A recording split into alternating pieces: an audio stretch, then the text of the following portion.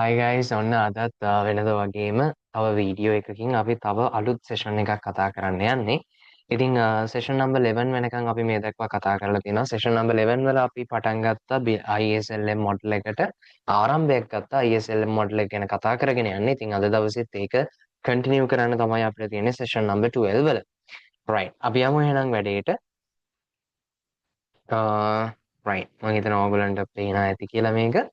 හරි අපි කතා කරගෙන යමු. අපිට අද කතා කරන්න තියෙනවා building the ISLM model part 2 part 1 තමයි අපි සාකච්ඡා කරලා ඉවර කරේ. හරි අපි බලමු මේකේ මොනවද තියෙන්නේ කියලා. හරි දැන් මෙතන තියෙනවා අපිට the IS curve. දැන් මතකයි නේද අපිට අර session number 11 වල ISLM මොඩල් එක තමයි මේ කතා කරන්න යන්නේ කියලා කිව්වට ISLM මොඩල් එක ගොඩනගන්න අවශ්‍ය කරපු, ඒ කියන්නේ ISLM මොඩල් එක ගොඩනගන්න අපි මූලික පදනම සකස් කරගත්ත විතරයි IS කර්ව් එක හෝ LM කර්ව් එක අපි ඩිරයිව් කරේ නැහැ. දැන් අද අපි IS කර්ව් එකයි LM කර්ව් එකයි ඩිරයිව් කරගන්න යන්නේ. ඒකට අපි අවශ්‍ය පදනම ගිය සෙෂන් එකේදී ගිය වීඩියෝ එකේදී සාකච්ඡා කරලා අවසන් කරා. එතකොට මොකද්ද එතන අපි කතා කරේ? මේ IS කර්ව් එකට තමයි ඒ ගිය සෙෂන් එකේ අදාළත්වය තියෙන්නේ ඇත්තටම. IS කර්ව් එක හදාගන්න මතක ඇති අපි කේන්සියන් ක්‍රොස් මොඩල් කියලා එකක් කතා කරානේ. කේන්සියන් ක්‍රොස් මොඩල් එක මම KC කියලා දාන්නම්කෝ කේන්සියන් ක්‍රොස් මොඩල් එක. එතකොට ඔක්කොටම කලින් මට කියන්නකෝ මේ ISLM මොඩල් එක හරහා අපි පෙන්වන්න යන්නේ මොකක්ද? ආර්ථිකයේ කෙටි කාලයේ සීමාව තුළ ආර්ථිකයේ හැසිරීම කොහොමද වෙන්නේ කියන එක. හරියටම ඇග්‍රීගේට් ඩිමාන්ඩ් ඇග්‍රීගේට් සප්ලයි මොඩල් එක වගේම තමයි. පස්සේ අපි සාකච්ඡා කරනවා මේ පාඩම අවසානයේ. කියන්නේ මේ ISLM මොඩල් එක ඔක්කොම කතා කරලා අවසානයේදී මේ ISLM මොඩල් සහ ඇග්‍රීගේට් ඩිමාන්ඩ් මොඩල් එක අතර තියෙන සම්බන්ධතාවය. හරි. ගැනත් සාකච්ඡා කරන්න. එතකොට මේ IS කර්ව් එක එතකොට ඇග්‍රීගේට් මේ ඇග්‍රීගේට් ඩිමාන්ඩ් සප්ලයි එක මේ මොඩල් එකෙන් අපිට පුළුවන් වගේම ෂෝට් රන් ඉකොනොමික් බිහේවියර් ආර්ථිකයේ කෙටි කාලීන හැසිරීම පෙන්වන්න ISLM මොඩල් එකනොත් අපිට පුළුවන් ආර්ථිකයේ කෙටි කාලීන හැසිරීම පෙන්වන්න. right එතකොට මේ ආර්ථිකයේ කෙටි මේ ඇයි මෙහෙම අපි ISLM මොඩල් එකක් ගොඩනගන්නේ? එහෙම නැත්නම් මෙහෙම වෙනම අර ක්ලාසිකල් මොඩල් එක යූස් කරන්නේ නැතුව මෙතෙන්ට එන්න හේතු වුණේ මොකක්ද?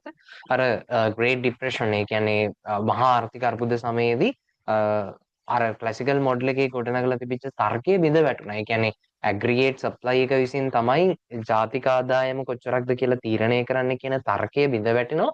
අර මහා ආර්ථික අර්බුදයේ සමයේදී ක්ලාසිකල් මොඩල් එක හරහා ගොඩනගලා තිබිච්ච තර්කය.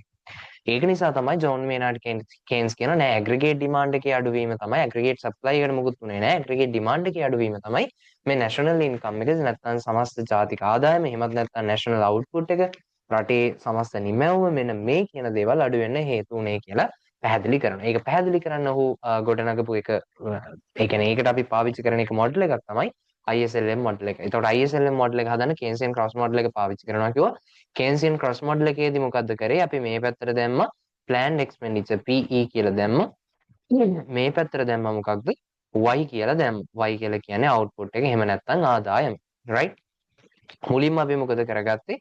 අපේ වැඩේ ලේසි කරගන්න අපි මුලින්ම අංශක 45 මෙහෙයුම් රේඛාවක් 45 degree operation line කිව්වොත් ප්‍රශ්නයක් නැහැ.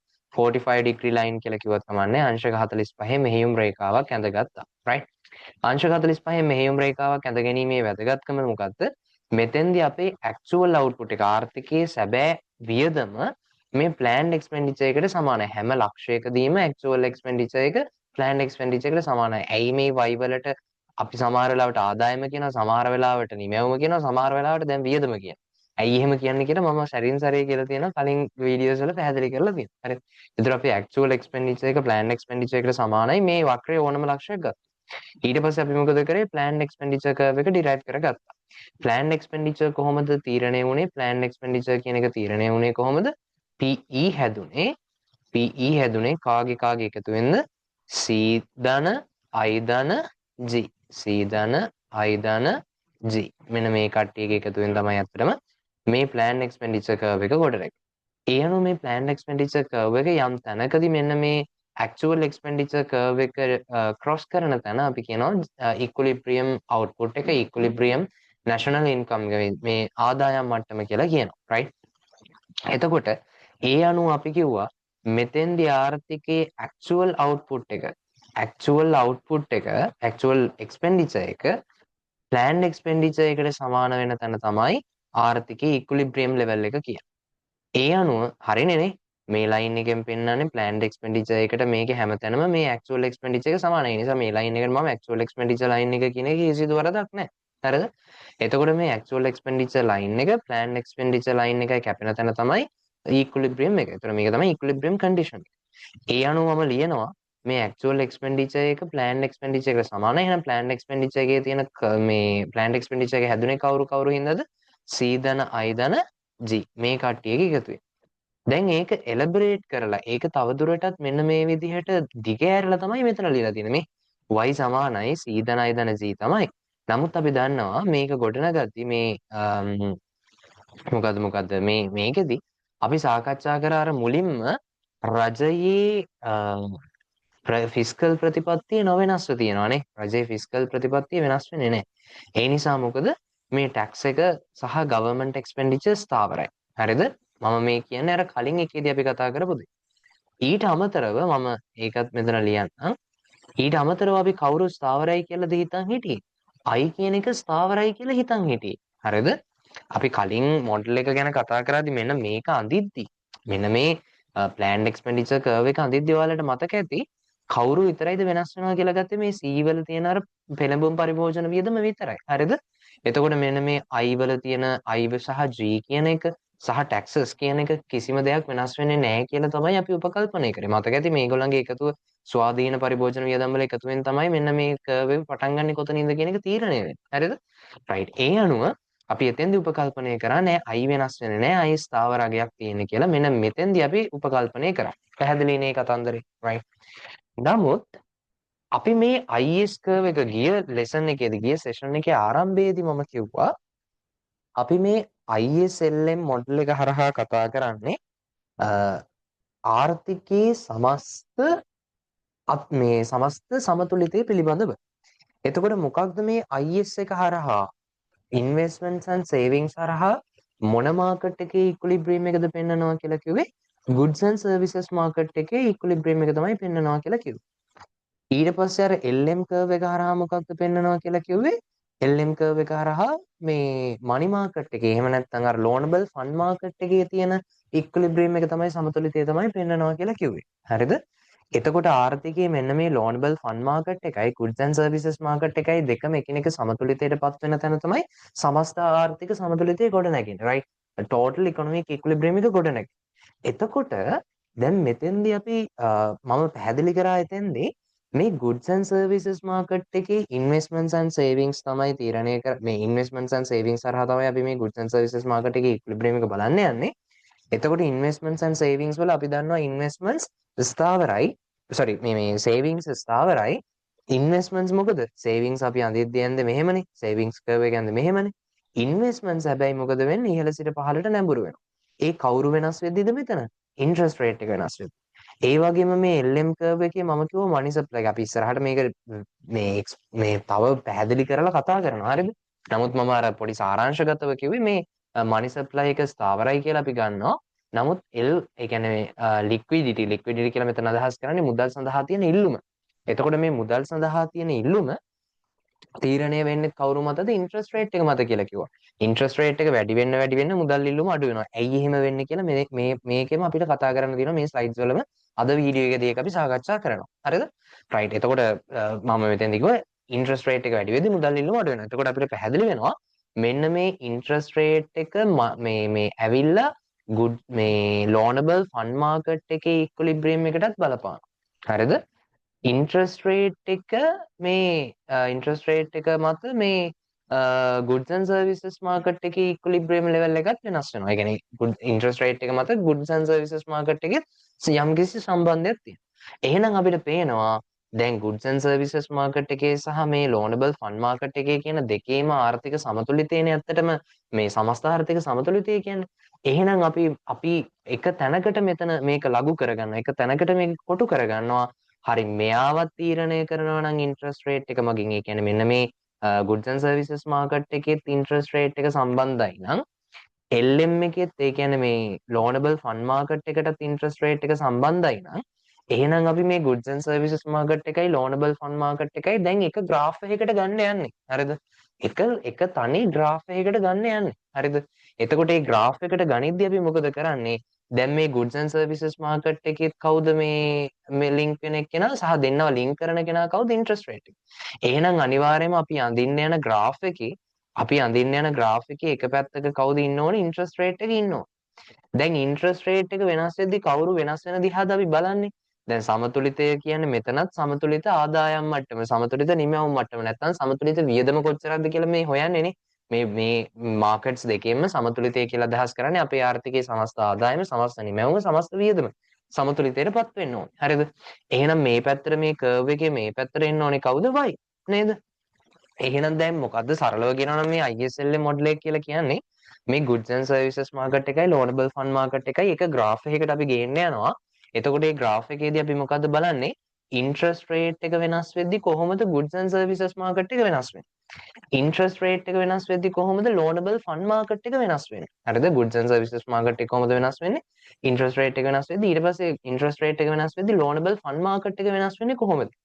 ඒ අනුව ඒ දෙකේම බලපෑමෙන් goods and services market එක and loanable fund market එක කියන දෙකේම බලපෑමෙන් සමතුලිත ආදායම් මට්ටම තීරණය වන්නේ කෙසේද? ඔන්න ඕක තමයි සරලව ISLM මොඩල් එකේ තේරුම. ආයෙ මම කිව්වොත් හැදිලිව පොඩි සාරාංශගත කරොත් ISLM මොඩල් එකෙන් කරන්නේ අපි මේ එක කර්ව් එකකට එක graph එකකට ගේනවා goods and services market එකේ equilibrium එකයි මේ loanable fund market එකේ equilibrium එකයි. ඒ දෙකේම එකතුවෙන් එතකොට අපි පෙන්නනවා interest rate එක එතකොට අපි පෙන්නනවා interest rate එක වෙනස් වෙද්දී goods and services market එකේ කොහොමද හැසිරෙන්නේ? loanable fund market එක කොහොමද හැසිරෙන්නේ? ඒ අනුව කොහොමද සමතුලිත ජාතික ආදායම සමතුලිත නිමැවුම් මට්ටම සමතුලිත නිමැවුම් මට්ටම ආදායම මට්ටම නිමැවුම් මට්ටම හෝ වියදම් මට්ටම මේක තීරණය වෙන්නේ කියලා අපි පැහැදිලි කරනවා මේ ISLM මොඩල් එක හරහා. රයිට්. මම හිතනවා ISLM මොඩල් එකෙන් මොකද්ද කියවෙන්නේ කියලා පැහැදිලි. දැන් මට විශේෂ දෙයක් කියන්න ඕනේ. දැන් අපි කතා කරමින් ඉන්නේ මොකද්ද? IS curve එක දිහානේ. IS curve එකෙන් මොකක්ද පෙන්නනවා කියලා කිව්වේ ඇත්තටම goods and services market එකේ equilibrium එක. goods and services market එකේ equilibrium එක. හරි. හරි. මේ බලන්නකෝ. A graph of combinations of R and Y that results in goods and services market equilibrium. Right. දැන් මේ IS curve එක හරහා IS curve එකෙන් පෙන්නන්නේ interest rate එක සහ ආදායම මත තියෙන විවිධ combinations. interest rate එක සහ ආදායම අතර තියෙන විවිධ සම්බන්ධ කරන මේ විවිධ combinations. ඒ කියන්නේ විවිධ සංයෝගයන් පෙන්වන්නේ. ඒ සංයෝග වලින් මොකද පෙන්වන්නේ? goods and services market එකේ equilibrium එකක්. ඒ කියන්නේ මතක තියාගන්න හැමතිස්සෙම IS curve එකේ ඕනම ලක්ෂයක් ගත්තොත් ඒ ඕනම ලක්ෂයකින් පෙන්වන්නේ මොකක්ද? goods and services market එකේ equilibrium level එක. හැබැයි ඒ වක්‍රේ ඕනම තැනකින් පෙන්වන්නේ goods and services market එකේ equilibrium එකක්. හැබැයි ඒ equilibrium එක වෙනස් වෙනවා නම් වෙනස් වෙන්නේ කවුරු හින්දාද? interest rate එකෙන් හින්දා. මට තේරෙනවා දැන් ඔහොම කිව්වට සම්පූර්ණයෙන් ඕක තේරෙන්නේ නැහැ. ඕකෙන් නිකන් 100%ක් වගේ තේරෙන්න පුළුවන්. හරිද? ඕක තවත් දුරටත් මම මෙන්න මේ විදිහට එලබරේට් කරනවා. right? දැන් මට කියන්නකෝ. goods and services market එක ගැනනේ බලන්න යන්නේ. goods and services market එකේ දැන් අපි ඉස්සෙල්ලා අර මේ Keynesian cross model එකේදී මෙන්න මේ Keynesian cross model එකේදී මම මේ graph එකත් ලස්සනට ඇඳ ගන්නම්කෝ. හරිද? මේ Keynesian cross model එක අඳිද්දී අපි උපකල්පනය කරා මේ ඇවිල්ලා y සමානයි PE නේ. y සමානයි PE. actual expenditure එක තමයි මේ තියෙන actual expenditure curve. planned expenditure curve එකත් මම මෙහෙම ඇඳා. හරිද? PE. එතකොට මේ PE planned expenditure 1 කියලා මම දානවා. හරිද? මම දානවා planned expenditure 1. මේ පැත්තේ ඇවිල්ලා planned expenditure මේ පැත්තට දානවා මොකක්ද? y. right? හරි. දැන් මෙන්න මේ curve එක අඳිද්දී මම ඉස්සෙල්ලත් කිව්වා අපි කවුරු ස්ථාවරයි කියලා ගත්තද? tax මේ රජයේ ප්‍රතිපත්ති ෆිස්කල් ප්‍රතිපත්තිය කොහොමද ස්ථාවරයි කියලා ගත්තා. ඒ නිසා taxes ස්ථාවරයි සහ government expenditure ස්ථාවරයි. ඊළඟට අයිත් ස්ථාවරයි කියලා ගත්තා. ආයෝජනත් ස්ථාවරයි කියලා ගත්තා. එතකොට කවුරු විතරයිද වෙනස් වෙනවා කියලා ගත්තේ අතරම consumption එක පරිභෝජනය. මෙතන ආදායම් වෙනස් වෙන්න පරිභෝජනය වෙනස් වෙනවා කියන තර්කය මත තමයි අපි මේ planned expenditure යන්නේ. හොඳට බලන්න. හරිද? දැන් අපි ඒ ගත්තේ මේ Keynesian cross model එකටනේ. මේක වෙනම කතන්දරයක්නේ. මේ Keynesian cross model එක කියන්නේ අපි මේකට පාවිච්චි කරන මේ අපේ වැඩේ කරගන්න IS curve එක ඇඳගන්න පාවිච්චි කරන එක්කෙනෙක් විතරයි. යාව එතනින් එහාට අපිට වැදගත්කමක් නැහැ. හරිද? මෙයාව අපිට අර IS curve එක derive කරගන්න අපි පාවිච්චි කරන එක tool එකක්. හරිද? right. එතකොට දැන් මොකද කරන්නේ අපි ඔන්න දැන් හිතුවනේ මේ ඉන්වෙස්ට්මන්ට් ස්ථාවරයි කියලා. දැන් අපි ඒ උපකල්පනය පොඩ්ඩක් ලිහිල් කරනවා. ඇයි මොකද උපකල්පනය ලිහිල් කරන්නේ? අපි කියනවා නෑ ඉන්ට්‍රස්ට් රේට් එක ඉතින් වෙනස් වෙන්න පුළුවන් නේ කියලා දැන් අපි කියනවා. ඔව් ඇත්තනේ ප්‍රායෝගික ලෝකේ ඉන්ට්‍රස්ට් රේට් එක වෙනස් වෙන්න පුළුවන්. හරිද? හැබැයි අපි අර උපකල්පනය කරානේ ගවර්න්මන්ට් එක්ස්පෙන්ඩිචර් ඇන්ඩ් ටැක්සස් ඒ කියන්නේ සරලව කියනවා නම් ෆිස්කල් පොලිසි එක ස්ථාවරයි කියලා. ඒක දැන් අපි තාම රිලීස් කරන්නේ නැහැ. කාව විතරයිද රිලීස් කරන්නේ දැන්? ඉන්වෙස්ට්මන්ට්ස් විතරයි. මේ නැෂනල් ඉන්කම් එක පටන් ගනිද්දි මම කිව්ව මතක ඇති. අපි දැනට මෙන්න මේ විදිහට සාකච්ඡා කරලා මේගොල්ලෝ ඔක්කොම ස්ථාවරයි කියලා සාකච්ඡා කරලා පස්සේ එකින් එක මේ එක එක්කෙනා මේ වෙනස් වෙන්න පුළුවන් කියලා එක එක්කෙනාව රිලීස් කරලා බලනවා. දැන් අන්න එහෙම තැනකට ඇවිල්ලා තියෙනවා. දැන් මොකද කරන්නේ? අපි ඉන්වෙස්ට්මන්ට්ස් වෙනස් වෙන්න පුළුවන් කියලා අපි දැන් ඔන්න කියනවා. හරිද? ඒක වෙනස් වෙන්න පුළුවන්. අර උපකල්පනය අපි අයින් කරලා දැම්මා. හරිද? right. දැන් බලමු මොකද්ද වෙන්නේ කියලා. හරි. දැන් මොකද වෙන්නේ? අපි බලනවා ඉන්වෙස්ට්මන්ට්ස් වෙනස් වෙනවා නම් වෙනස් වෙන්නේ කවුරු නිසාද? අපි දන්නවා ආයෝජන වෙනස් වෙනවා නම් වෙනස් වෙන්නේ කවුරු නිසාද? ඉන්ට්‍රස්ට් රේට් එකකින් හින්දානේ. ඉන්ට්‍රස්ට් රේට් එක හින්දා. දැන් ඔයාලට පොඩි ඉඟියක් ලැබෙන්න ඕනේ ඇයි මේ ටැක්සස් සහ ගවර්න්මන්ට් එක්ස්පෙන්ඩිචර් අයි රිලීස් කරන්නේ නැතුව ඒගොල්ලෝ වෙනස් වෙනවා කියලා හිතලා ඉන්වෙස්ට්මන්ට්ස් නොවෙනස්ව පවතිනවා කියලා උපකල්පනය කළේ නැත්තේ ඇයි? ඒ කියන්නේ සරලව කියනවනම් මේ දෙන්න ස්ථාවර නැහැ. මෙන්න මෙයා තවදුරටත් ස්ථාවරයි කියලා උපකල්පනය කරන්නත් තිබ්බනේ. හැබැයි දැන් එහෙම නෙමෙයිනේ කරලා තියෙන්නේ. දැන් මොකද කරලා තියෙන්නේ? මේ දෙන්න තවදුරටත් ස්ථාවරයි කියලා හිතනවා. කවුරු වෙනස් වෙන්න පුළුවන් කියලාද හිතන්නේ? ඉන්වෙස්ට්මන්ට්ස් වෙනස් වෙන්න පුළුවන්. ඇයි මේකට ඉන්වෙස්ට්මන්ට්ස්ම තෝරගන්නේ? මොකද ඔයාලට මම කිව්වා IS curve එකේ අපි දෙපැත්තට දාන්නේ R සහ Y කියන දෙන්න. නේද?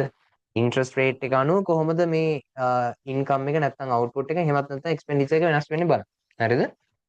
එහෙනම් අපිට මෙතෙන්ට මේ අපි මේ ෆන්ක්ෂන් එකේ y අපි කේන්සියන් ක්‍රොස් මොඩල් එකෙන් ඩිරයිව් කරගත්ත මෙන්න මේ y වෙනස් වෙන්න ඕනේ ඉන්ට්‍රස්ට් රේට් එක හරහා. ඉන්ට්‍රස්ට් රේට් එක වෙනස් වෙන්න. ඒ කියන්නේ අපිට y සහ ඉන්ට්‍රස්ට් රේට් එක අතර යම් සම්බන්ධයක් ගොඩනගා ගන්න ඕනේ. කොහොම හරි කරලා මේ y සහ ඉන්ට්‍රස්ට් රේට් එක අතර සම්බන්ධයක් ගොඩනගා ගන්න. ඒකට ටැක්ස් වෙනස් කරාට හරියන්නේ නැහැ. ටැක්ස් එකේ ඉන්ට්‍රස්ට් රේට් එකත් එක්ක සම්බන්ධ නැහැ. ඒකට ගවර්න්මන්ට් එක්ස්පෙන්ඩිචර් වෙනස් කරාට වැඩක් නැහැ. ගවර්න්මන්ට් එක්ස්පෙන්ඩිචර් ඉන්ට්‍රස්ට් රේට් එකත් එක්ක සම්බන්ධ නැහැ. එහෙනම් ඉන්ට්‍රස්ට් රේට් එකත් එක්ක කවුද සම්බන්ධ කෙලින්ම? ඉන්වෙස්ට්මන්ට්ස්. අන්න ඒ නිසා තමයි නිශ්චිතවම අපි මෙතන අනිත් ඒවා රිලීස් කරන්නේ නැතුව ඉන්ට්‍රස්ට් එක මේ ඉන්වෙස්ට්මන්ට් විතරක්. හරිද? ඉන්වෙස්ට්මන්ට් විතරක් රිලීස් කරන්න හේතුව ඕක. හරිද? ඔක තමයි හේතුව. දැන් අපිට IS curve එකට ඕනේ මෙන්න මේ R සහ Y අතර සම්බන්ධය. මෙතන අපිට පේනවා y සහ r අතර සම්බන්ධයක් ගොඩනගන්න පුළුවන් මේ දෙන්න වෙනස් කරොත් නෙමෙයි ඉන්වෙස්ට්මන්ට් වෙනස් කරොත්. හරිද? අන්න ඒ නිසා මොකද කරන්නේ? අපි ගන්නවා ඉන්වෙස්ට්මන්ට් දැන් වෙනස් වෙන්න පුළුවන්. එහෙනම් ඉන්වෙස්ට්මන්ට්ස් වෙනස් වෙනවා නම් වෙනස් වෙන්නේ කවුරු නිසාද? ඉන්ට්‍රස්ට් රේට් එක හින්දා. ඒ නිසා අපි ඉන්ට්‍රස්ට් රේට් එක ඔය විදිහටම වෙනස් වෙනවා කියලා ලියන්න මේ විදිහට r ඒ කියන්නේ ඉන්ට්‍රස්ට් රේට් එක අනුව ඉන්වෙස්ට්මන්ට්ස් වෙනස් වෙනවා කියලා ලියන්නේ මෙන්න මේ විදිහට ලියා දක්වනවා. හරිද? හැබැයි කේන්සියන් ක්‍රොස් මොඩල් එකේදී මතක තියාගන්න මෙයත් ස්ථාවරයි. මෙහෙම R එකක් හිටියේ නෑ එතෙන්දී. එතෙන්දී R එකක් හිටියේ නෑ. මෙයා නිකන් y කියලා විතරයි ලියුවේ. හරි. හැබැයි මෙතෙන්දී අපි මොකද හිතන්නේ? ඉන්ට්‍රස්ට් රේට් එක මත වෙනස් වෙනවා. හරි මම හිතනවා අර ඒක පැහැදිලි ඇති කියලා. හරි. දැන් මට කියන්නකෝ මේ ප්ලෑන්ඩ් එක්ස්පෙන්ඩිචර් කර්ව් එක අඳිද්දී මම දැන් ඉන්නේ කේන්සියන් ක්‍රොස් මොඩල් එකට ගියා ඕනේ. කේන්සියන් ක්‍රොස් මොඩල් එකට ගියා. ඒ කියන්නේ කලින් සෙෂන්. කේන්සියන් ක්‍රොස් මොඩල් එකට අනුව මේ ප්ලෑන්ඩ් එක්ස්පෙන්ඩිචර් කර්ව් එක අඳිද්දී මම නැවත කිව්වා අපි මෙතෙන්දි ප්ලෑන්ඩ් එක්ස්පෙන්ඩිචර් කර්ව් එක අඳිද්දී නම් අපි උපකල්පනය කරලා තියෙන්නේ මෙන්න මේ C තීරණය කරන සාධක ඒ කියන්නේ C තීරණය වෙන්නේ y සහ t මතනේ y ඍණ t. ඒ දෙන්නගෙන් ටැක්සස් මොකයි කියලාද අපි උපකල්පනය කරලා තියෙන්නේ ස්ථාවරයි කියලා උපකල්පනය කරලා තියෙනවා. ඒ වගේම අපි ඉන්වෙස්ට්මන්ට් ස්ථාවරයි කියලා තීරණය කරලා තියෙනවා. හරිද? ඉන්වෙස්ට්මන්ට්ස් ස්ථාවරයි කියලා තීරණය කරලා තියෙන්නේ යම් අපි හිතමුකෝ ඒ වෙලාවේ ආර්ථිකයේ තියෙන ඉන්ට්‍රස්ට් රේට් එක R1 කියලා. මම දැනට නිකන් ලියලා තියෙනවා. මේ වක්‍රය අඳිද්දී අපි R1 කියන ඉන්ට්‍රස්ට් රේට් එක මත ඒ කියන්නේ 110 කියලා හිතමුකෝ 110යි කියන පොලි අනුපාතයකයේ යටතේ ඉන්වෙස්ට්මන්ට් වෙනස් වෙන්නේ නැහැ. ඉන්වෙස්ට්මන්ට්ස් තියෙන විදිහටම හැමෝම තියෙනවා. හරිද? right. දැන් ඊට පස්සේ C ධන කවුද ඊළඟට එන්න ඕනේ? C ධන I ධන G government expenditure. යත් වෙනස් වෙන්නේ නැහැ. යත් ස්ථාවරයි. I ත් ස්ථාවරයි. මෙයත් ස්ථාවරයි. හරිද? මේ ඉන්වෙස්ට්මන්ට් ස්ථාවර කවුරු යටතේද? ඉන්ට්‍රස්ට් රේට් එක R1. ඒ කියන්නේ 10% කියලා නිකන් හිතමු 10% යටතේ ස්ථාවරයි. දැන් ඔන්න මෙහෙම එකක් එනවා. දැන් අපි මේ ඉන්ට්‍රස්ට් රේට් එක රිලීස් ඉන්වෙස්ට්මන්ට්ස් රිලීස් කරලා නේද තියෙන්නේ. ඉන්වෙස්ට්මන්ට්ස් දැන් වෙනස් විය හැකි කියලා අපි උපකල්පනය කරලා තියෙනවා. ඒ වගේම ඉන්වෙස්ට්මන්ට්ස් කවුරු මත වෙනස් වෙනවා කියලා අපි හිතුවද? දැන් ඉන්ට්‍රස්ට් රේට් එක මත වෙනස් වෙනවා කියලා අපි දන්නවා. දැන් අපිට කියනවා මම මේ පැත්තෙන් අඳින්නම්කෝ ඉන්වෙස්ට්මන්ට් කර්ව් එකක්. ඉන්වෙස්ට්මන්ට් කර්ව් එකක්. දැන් මෙන්න මෙතන ඉන්ට්‍රස්ට් රේට් එක මේ පැත්තේ තියෙනවා. ඉන්වෙස්ට්මන්ට්ස් මේ පැත්තේ තියෙනවා. මෙහෙමනේ වක්‍රෙන්නේ නේ. ඉහළ සිට පහළට බැවුම් වෙන වක්‍රයක්. දැනට ආර්ථිකයේ ඉන්ට්‍රස්ට් රේට් එක 10%යි 10%යි. ඒ 10% කියන ඉන්ට්‍රස්ට් රේට් එක යටතේ 1000යි කියලා ඉන්වෙස්ට්මන්ට්ස් තීරණය වෙලා තියෙනවා. දැන් 1000යි කියන එක වෙනස් වෙන්නේ නැහැ. ඉන්වෙස්ට්මන්ට්ස් 1000ම තමයි. ඒ කියන්නේ මෙන්න මෙතන ඉන්වෙස්ට්මන්ට්ස් වල අගේ 1000යි. ඇයි ඉන්ට්‍රස්ට් රේට් එක R1 R1 තමයි 10% කියලා කියන්නේ R1 යටතේ ඉන්වෙස්ට්මන්ට්ස් 1000යි ඔහොමම නොවෙනස්ව තියෙනවා. දැන් අපි මේ වක්‍රය අඳිද්දි ඉන්ට්‍රස්ට් රේට් එක වෙනස් වෙනවා කියලා කතන්දරයක් වෙන කතා කරේ නේ. දැන් මොකද වෙන්නේ? අපි ඕක රිලීස් කරනවා මේ IS කර්ව් එකට එද්දී. දැන් අපි උපකල්පනය කරනවා නෑ ඕන්න ඉන්ට්‍රස්ට් රේට් එක ඉහළ යන්න පුළුවන්. එකපාරට ඉහළ යන්න පුළුවන්. දැන් මම නිකන් උපකල්පනය කරනවා ඉන්ට්‍රස්ට් රේට් එක ඉහළ යනවා. හරිද? ඉන්ට්‍රස්ට් රේට් එක ඉහළ. අපි ගමුකෝ නිකන් ඉන්ට්‍රස්ට් රේට් එක පහළ යන තත්ත්වයක්. හරිද? ඉන්ට්‍රස්ට් රේට් එක පහළ යන තත්ත්වය. ඒක මට වඩාත් පැහැදිලිව මෙතන අඳින්න පුළුවන් ඒක. හරිද? ඉන්ට්‍රස්ට් රේට් එක පහළ යන තත්ත්වයක් ගමුකෝ අපි. ඔන්න එකපාරටම ඉන්ට්‍රස්ට් රේට් එක පහළ ගියා. දැන් ඉන්ට්‍රස්ට් රේට් එක R2. R2 තමයි ඉන්ට්‍රස්ට් රේට් එක. අපි නිකමට හිතමු 100ට 5යි කියලා දැන්. ඉන්ට්‍රස්ට් රේට් එක 100ට 5යි. ඉන්ට්‍රස්ට් රේට් එක අඩුයි නම් දැන් අනිවාර්යයෙන්ම ඉන්වෙස්ට්මන්ට්ස් මොනවා වෙන්න ඕනේද? වැඩි වෙන්න. දැන් 1000ට තිබිච්ච ඉන්වෙස්ට්මන්ට්ස් 1200 දක්වා වැඩි වෙනවා. ඉන්වෙස්ට්මන්ට් කීය දක්වා වැඩි වෙනවද? 1200 දක්වා වැඩි වෙනවා. මට කියන්නකෝ ඉන්වෙස්ට්මන්ට්ස් දැනට අපි මෙච්චර කාලයක් ස්ථාවරයි කියලා හිතාගෙන හිටපු 1000ට තිබිච්ච ඉන්වෙස්ට්මන්ට්ස් 1200ට වැඩි වුණා කියන්නේ කලින් සෙෂන් එකේ කතා කරා මතක ඇති මෙන්න වක්‍රය සමානුපාතිකව මේ වක්‍රය හැමතැනම ඒ කියන්නේ මේ වක්‍ර දෙක අතර සිරස් දුර ගත්තොත් ඒ සිරස් දුර හරියටම සමානයි මේ ඉන්වෙස්ට්මන්ට්ස් වෙනස් වෙච්ච ප්‍රමාණයට 1000 ඉඳලා 1200ට 200යිනේ. එහෙනම් මෙන්න මේ 200ට සමානයි. ඒ සමාන ප්‍රමාණයකින් වක්‍රය මොකද වෙන්නේ? ඉහළට ගමන් කරා. ඉහළට ගමන් කරා. දැන් බලන්නකෝ ප්ලෑන්ඩ් එක්ස්පෙන්ඩිචර් එක මම ලියනවා මේකෙදි මෙන්න මේ කර්ව් එකට අදාළව ප්ලෑන්ඩ් එක්ස්පෙන්ඩිචර් එක ලියනවා C ධන I මම මෙතන ලියනවා දැන් R1 ද R2 ද මෙතෙන්දි තියෙන්නේ මේ ඉන්වෙස්ට්මන්ට්ස් වෙනස් වෙන්න බලපෑවේ මේ ඉන්ට්‍රස්ට් රේට් එක R1 ඉඳලා මොකේට වැඩි වෙච්ච මේ අඩු වෙච්ච එකද R2 වලට අඩු වෙච්ච එකනේ R1 වල ඉඳලා R2 වලට අඩු වෙච්ච හින්දා තමයි මේ ඉන්වෙස්ට්මන්ට්ස් 1000 ඉඳලා 1200ට වැඩි වුනේ. එහෙනම් මේ වක්‍රේ ඉහළ යාමට හේතුව ඇත්තටම මේ ඉන්ට්‍රස්ට් රේට් එක මෙතන ඉඳලා මෙතෙන්ට වෙනස් වෙච්ච එක. ඒ නිසා මේ වක්‍රය අඳිද්දි තියෙන ඉන්ට්‍රස්ට් රේට් එක R1 හැබැයි මේ වක්‍රය ඇදෙද්දි තියෙන ඉන්ට්‍රස්ට් රේට් එක R2 මේ වක්‍රය මෙහෙම ඉහළට යන්න හේතුවත් ඉන්ට්‍රස්ට් රේට් එක වෙනස් වෙනවා. එහෙනම් මේ වක්‍රයේ තියෙන ඉන්ට්‍රස්ට් රේට් එක R2 ධන G. G වෙනස් වුනේ නැහැ නේ. ගවර්න්මන්ට් එක්ස්පෙන්ඩිචර් වෙනස් වුනේ නැහැ නේ. ඒක හැමම තියෙනවා. දැන් කන්ෆියුස් වෙන්න එපා. C වල ඇයි අර y ඍණ t ලිව්වේ නැත්තේ කියලා. ඒක අවශ්‍ය නැති හින්දා මම ලිව්වේ නැහැ ඉතින්. හරිද? මේ C කියලා විතරක් නිකන් ලිව්වා. මේ පාර්ට් එක නැතුව මම නිකම්ම C කියලා විතරක් ලිව්වා. හරිද? right. මම okay කියලා හිතනවා කට්ටියට දැන් වැඩි. හරි. දැන් බලන්නකෝ දැන් අපිට ඕනේ වැඩේ සිද්ධ වෙලා තියෙනවා. මොකද්ද ඕනේ වැඩේ? දැන් මට කියන්නකෝ ආර්ථිකයේ ඉන්ට්‍රස්ට් රේට් එක මොකද උනේ? 100ට 10 ඉඳලා 100ට 5 දක්වා මොකද උනේ ඉන්ට්‍රස්ට් රේට් එක? පහළ ගියා. 100ට 10 ඉඳලා 100ට 5 දක්වා ඉන්ට්‍රස්ට් රේට් එක පහළ ගියා. ඒ වෙලාවේ y ට මොකද උනේ? මේ බලන්නකෝ. ඉන්ට්‍රස්ට් රේට් එක අඩු වෙච්ච හින්දා ඉන්වෙස්ට්මන්ට්ස් වැඩි වුණා. ඉන්වෙස්ට්මන්ට්ස් වැඩි වෙච්ච නිසා වක්‍රය ඉහළට විතැන්ුණා. ඉහළට විතැන් වෙච්ච නිසා මෙතන තිබිච්ච y සමතුලිත ජාතික ආදායම දැන් කොහෙද තියෙන්නේ සමතුලිතය? මෙතන. සමතුලිත ජාතික ආදායම දැන් තියෙන්නේ මෙතන. y2. පැහැදිලිද? එතකොට ඔයාලට පේනවාද y1 වල ඉඳලා y2 දක්වා y නම් මොකද වෙලා තියෙන්නේ? y1 වල ඉඳලා y2 දක්වා මේ පැත්තේ වැඩි වෙලා. y1 ඉඳලා y2 දක්වා වැඩි වෙලා. එහෙනම් මේ පැත්තේ අපිට පේනවා ඉන්ට්‍රස්ට් රේට් එක අඩු වෙද්දී ආදායම නම් ආර්ථිකයේ සමස්ත නිමැවුම නම් එහෙමත් නැත්නම් සමස්ත වියදම නම් මොකද වෙන්නේ? වැඩි වෙනවා. එහෙනම් මේ දෙන්න අතර තියෙන ඉන්වර්ස් රිලේෂන්ෂිප් එකක්ද එහෙමත් නැත්නම් පොසිටිව් රිලේෂන්ෂිප් එකක්ද තියෙන්නේ? ඉන්වර්ස්. හරිද? ඇඩ්වර්ස් රිලේෂන්ෂිප් එකක් තමයි තියෙන්නේ. ඇඩ්වර්ස් රිලේෂන්ෂිප් එකක් තව නෙගටිව් රිලේෂන්ෂිප් එකක් තියෙනවා. එක්කෙනෙක් අඩු වෙද්දී අනිත් කෙනා මොනවා වෙනවද? වැඩි වෙනවා. එහෙනම් ඔයාලට නිකමට R සහ Y වක්‍ර දෙක දෙන්න ගත්තොත් දැන් උපකල්පනය කරන්න පුළුවන් IS curve එක වෙන්න ඕනේ ඉහළ සිට පහළටද පහළ සිට ඉහළට එන වක්‍රයක්ද? ඉහළ සිට පහළට. ඇයි? මේ දෙන්න අතර තියෙන මොන රිලේෂන්ෂිප් එකක්ද? නෙගටිව් රිලේෂන්ෂිප් එකක්. හරිද? පැහැදිලිනේ. තව විශේෂ කාරණයක් කියන්න ඕනේ මට. තව විශේෂ කාරණයක් කියන්න. මොකද විශේෂ කාරණා? මේ බලන්නකෝ. ඔව් දැන් අපි දැනටමත් IS curve එක ඩිරයිව් කරගත්තා. IS curve එකේ හැඩය ඇඳගත්තා. IS curve එකේ හැඩය ඇඳගත්තා. හරිද? අපි දන්නවා ඉහළ සිට පහළට බැවුම්. එතකොට කොහොමද මේ ලක්ෂ ටික අරගන්නේ? මෙතනද මෙතනද කියලා ලක්ෂ ටික අරගන්නේ. ඒක මෙහෙමයි ගන්න. අපි මේ පැත්තට දානවා ඉන්ට්‍රස්ට් රේට් එක 5ද කීයද? 5 10 15 20 කියලා දානවා. හරිද? ඉන්ට්‍රස්ට් රේට් එක 5 කියලා මම මෙතන දාන්නම්. ඉන්ට්‍රස්ට් රේට් එක 5යි. මෙතන මම දානවා ඉන්ට්‍රස්ට් රේට් එක 10යි. ඉන්ට්‍රස්ට් රේට් එක 10යි. අපි දන්නවා මේ පැත්තේ ඉන්ට්‍රස්ට් රේට් එක 10 තියෙද්දි ජාතික ආදායම සමතුලිත ජාතික ආදායම කීයද? y1. එහෙනම් මෙන්න මෙතන 110 තියෙද්දි සමතුලිත ජාතික ආදායම y1. ඔන්න පළවෙනි ලක්ෂ මාර්ක්. හරිද? පළවෙනි ලක්ෂ මාර්ක් y1. ඊට පස්සේ 105 තියෙද්දි සමතුලිත ජාතික ආදායම කීයද? y2. මෙන්න ඊළඟ සමතුලිත 105 තියෙනකොට සමතුලිත ජාතික ආදායම y.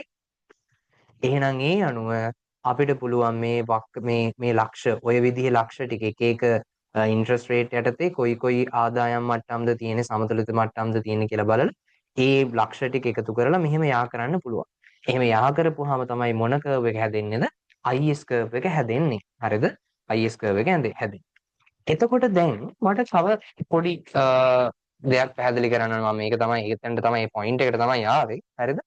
මොකද මට පැහැදිලි කරන්න ඕනේ බලන්න මේ මොන ඉන්ට්‍රස්ට් රේට් එකේදී වුණත් මොන පොලි අනුපාතිකයේ යටතේ වුණත් මේ වක්‍රේ හැම ලක්ෂයකින්ම පෙන්වන්නේ සමතුලිත ජාතික ආදායම මට්ටමක් නේද මේ y 110 තියෙද්දි y1 කියලා කියන්නේ සමතුලිත ජාතික ආදායම.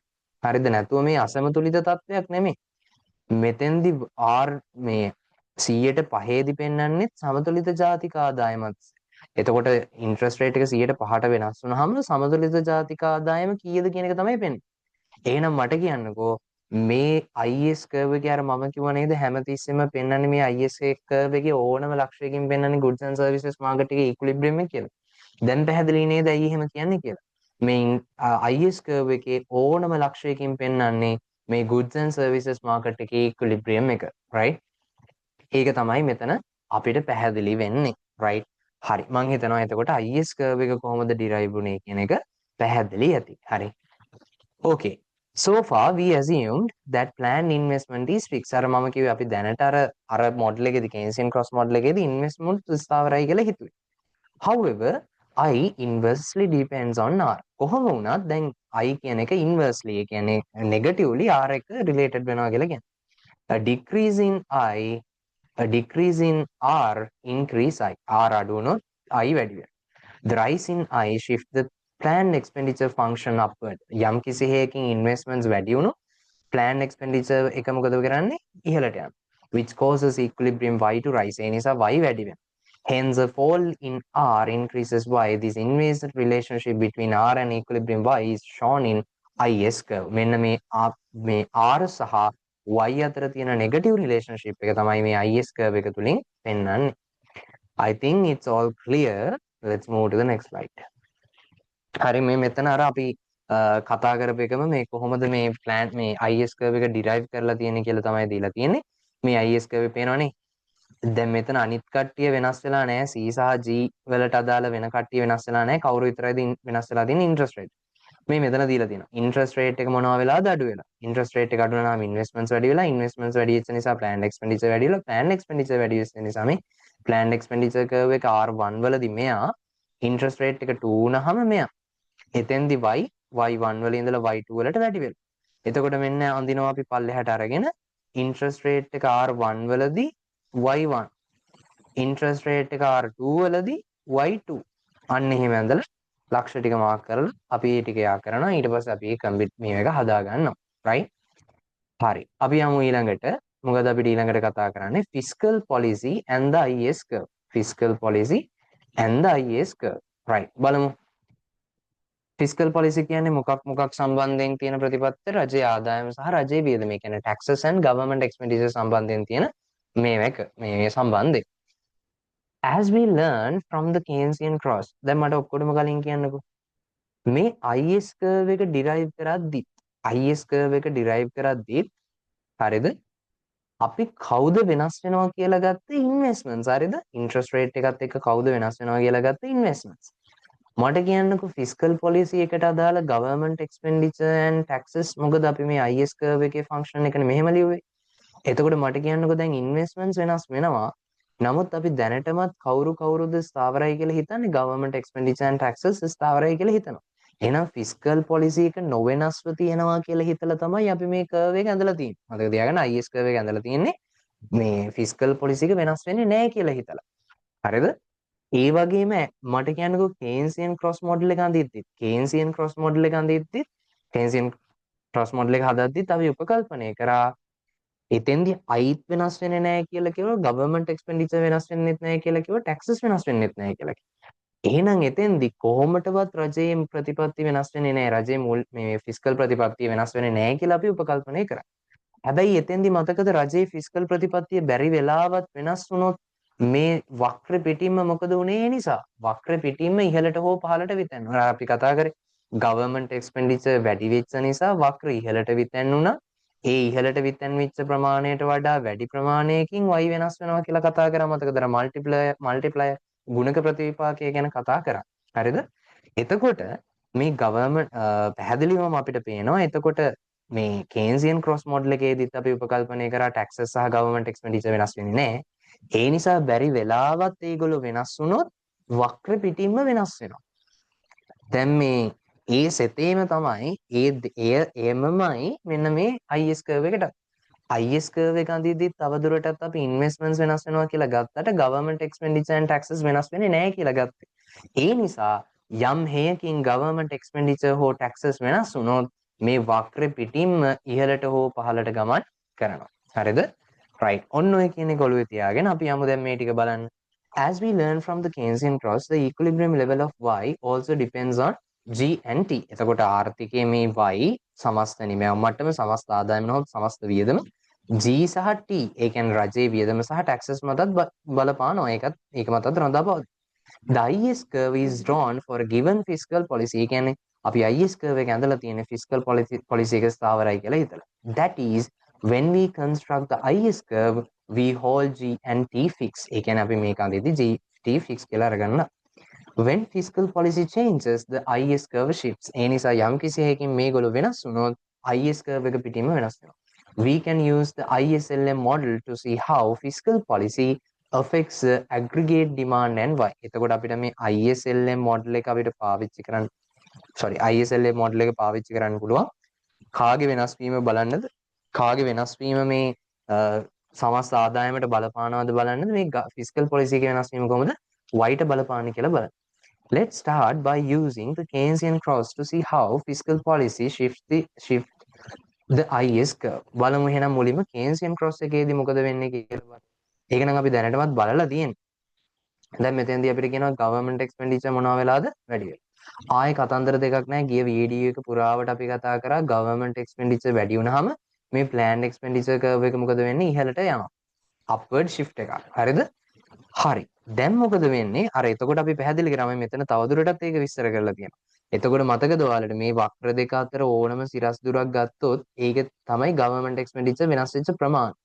ඒ විතරක් නෙමෙයි government expenditure වෙනස් වුණාට වඩා කිහිප ගුණයකින් මේ y වෙනස් වෙනවා. එහෙනම් government expenditure වෙනස් වුණාම කී ගුණයකින් y වෙනස් වෙනවද කියලා බලන්න අපි සූත්‍රයක් ගොඩ නැගුවා. මේ තමයි government expenditure multiply එක හොයන සූත්‍රය. කොහොමද? 1 divided by 1 minus MPC. මේක කොහොමද ආවේ කියලා අපි කලින් එකේ කතා කරා. right? දැන් අපිට පැහැදිලි වෙනවා. මට කියන්නකෝ ඔන්න දැන් මේ අපි ආයෙ නැවත මෙතෙන්ට එනවා. හරිද? දැන් government expenditure වෙනස් වුණා. හරිද? government expenditure වෙනස් වුණා. මට කියන්නකෝ දැන් මෙතෙන්දී අපිට කොහෙවත් කිව්වද interest rate එක වෙනස් වුණා කියලා. interest rate එක වෙනස් වුණා කියලා කිව්වද නෑ. interest rate එක වෙනස් වෙච්ච කතන්දරයක් කිව්වේ නෑ. හරිද? අපි අර IS curve එක derive කරගද්දි තමයි දැන් interest curve එක වෙනස් වෙනවා. interest එක වෙනස් වෙද්දි කොහොමද y වෙනස් වෙන්නේ කියලා බැලුවේ. මේ එහෙම බලලා තමයි අපි මේ IS curve එක ඇඳගත්තේ. හරි. දැන් ඒක ඉවරයි. ඒක පැත්තකින් තියන්න. දැන් මොකද්ද අපි බලන්න යන්නේ? ඔන්න දැන් අපි IS curve එක ඇඳගෙන තියෙනවා. හරි. එක interest rates වලදී y වල අගයන් මෙන්න මේවා කියලා ඔන්න ඇඳගෙන තියෙනවා. දැන් ආර්ථිකයේ interest rate එක එලෙසින්ම තියෙනවා. R1 විදිහටම තියෙනවා. කිසිදු වෙනසක් නැහැ. හරිද? හැබැයි interest rate එක වෙනස් වුණා නම් මොකද හිතන්නේ වෙන්නේ? interest rate එක අඩු වුණා නම් මේ ලක්ෂයේ වක්‍රයේ දිගේ පහළට එනවනේ. interest rate එක අඩු වෙනවා. interest rate එක අඩු වුණාම y වැඩි වෙනවා. ඒ කියන්නේ වක්‍රයේ දිගේ පහළට එනවා. නමුත් දැන් interest rate එක වෙනස් වෙන්නේ නැහැ. interest rate එක තියෙන විදිහටම තියෙනවා. දැන් මොකද වෙන්නේ? government expenditure ඒ කියන්නේ exogenous variable එකක්. මෙච්චර කල් අපි ස්ථාවරයි කියලා හිතන් හිටපු කෙනෙක් වෙනස් වෙනවා. හරිද? ඒ government expenditure වෙනස් වෙච්ච නිසා ඔයාලට පේනවද මෙතන සමතුලිත ආදායම y1 වල ඉඳලා y2 දක්වා වෙනස් වෙනවා. හරිද? right. දැන් මොකද්ද මේකෙන් ඔයාලා අවබෝධ කරගන්න ඕනේ? interest rate එක නොවෙනස්ව තියෙද්දී y මොනවා වෙලාද? වැඩි වෙලා. interest rate එක නොවෙනස්ව තියෙද්දී y වැඩි වෙලා. එහෙනම් මම යනවා දැන් IS curve එකට. IS curve එක දිගේ යනවා මෙහෙට.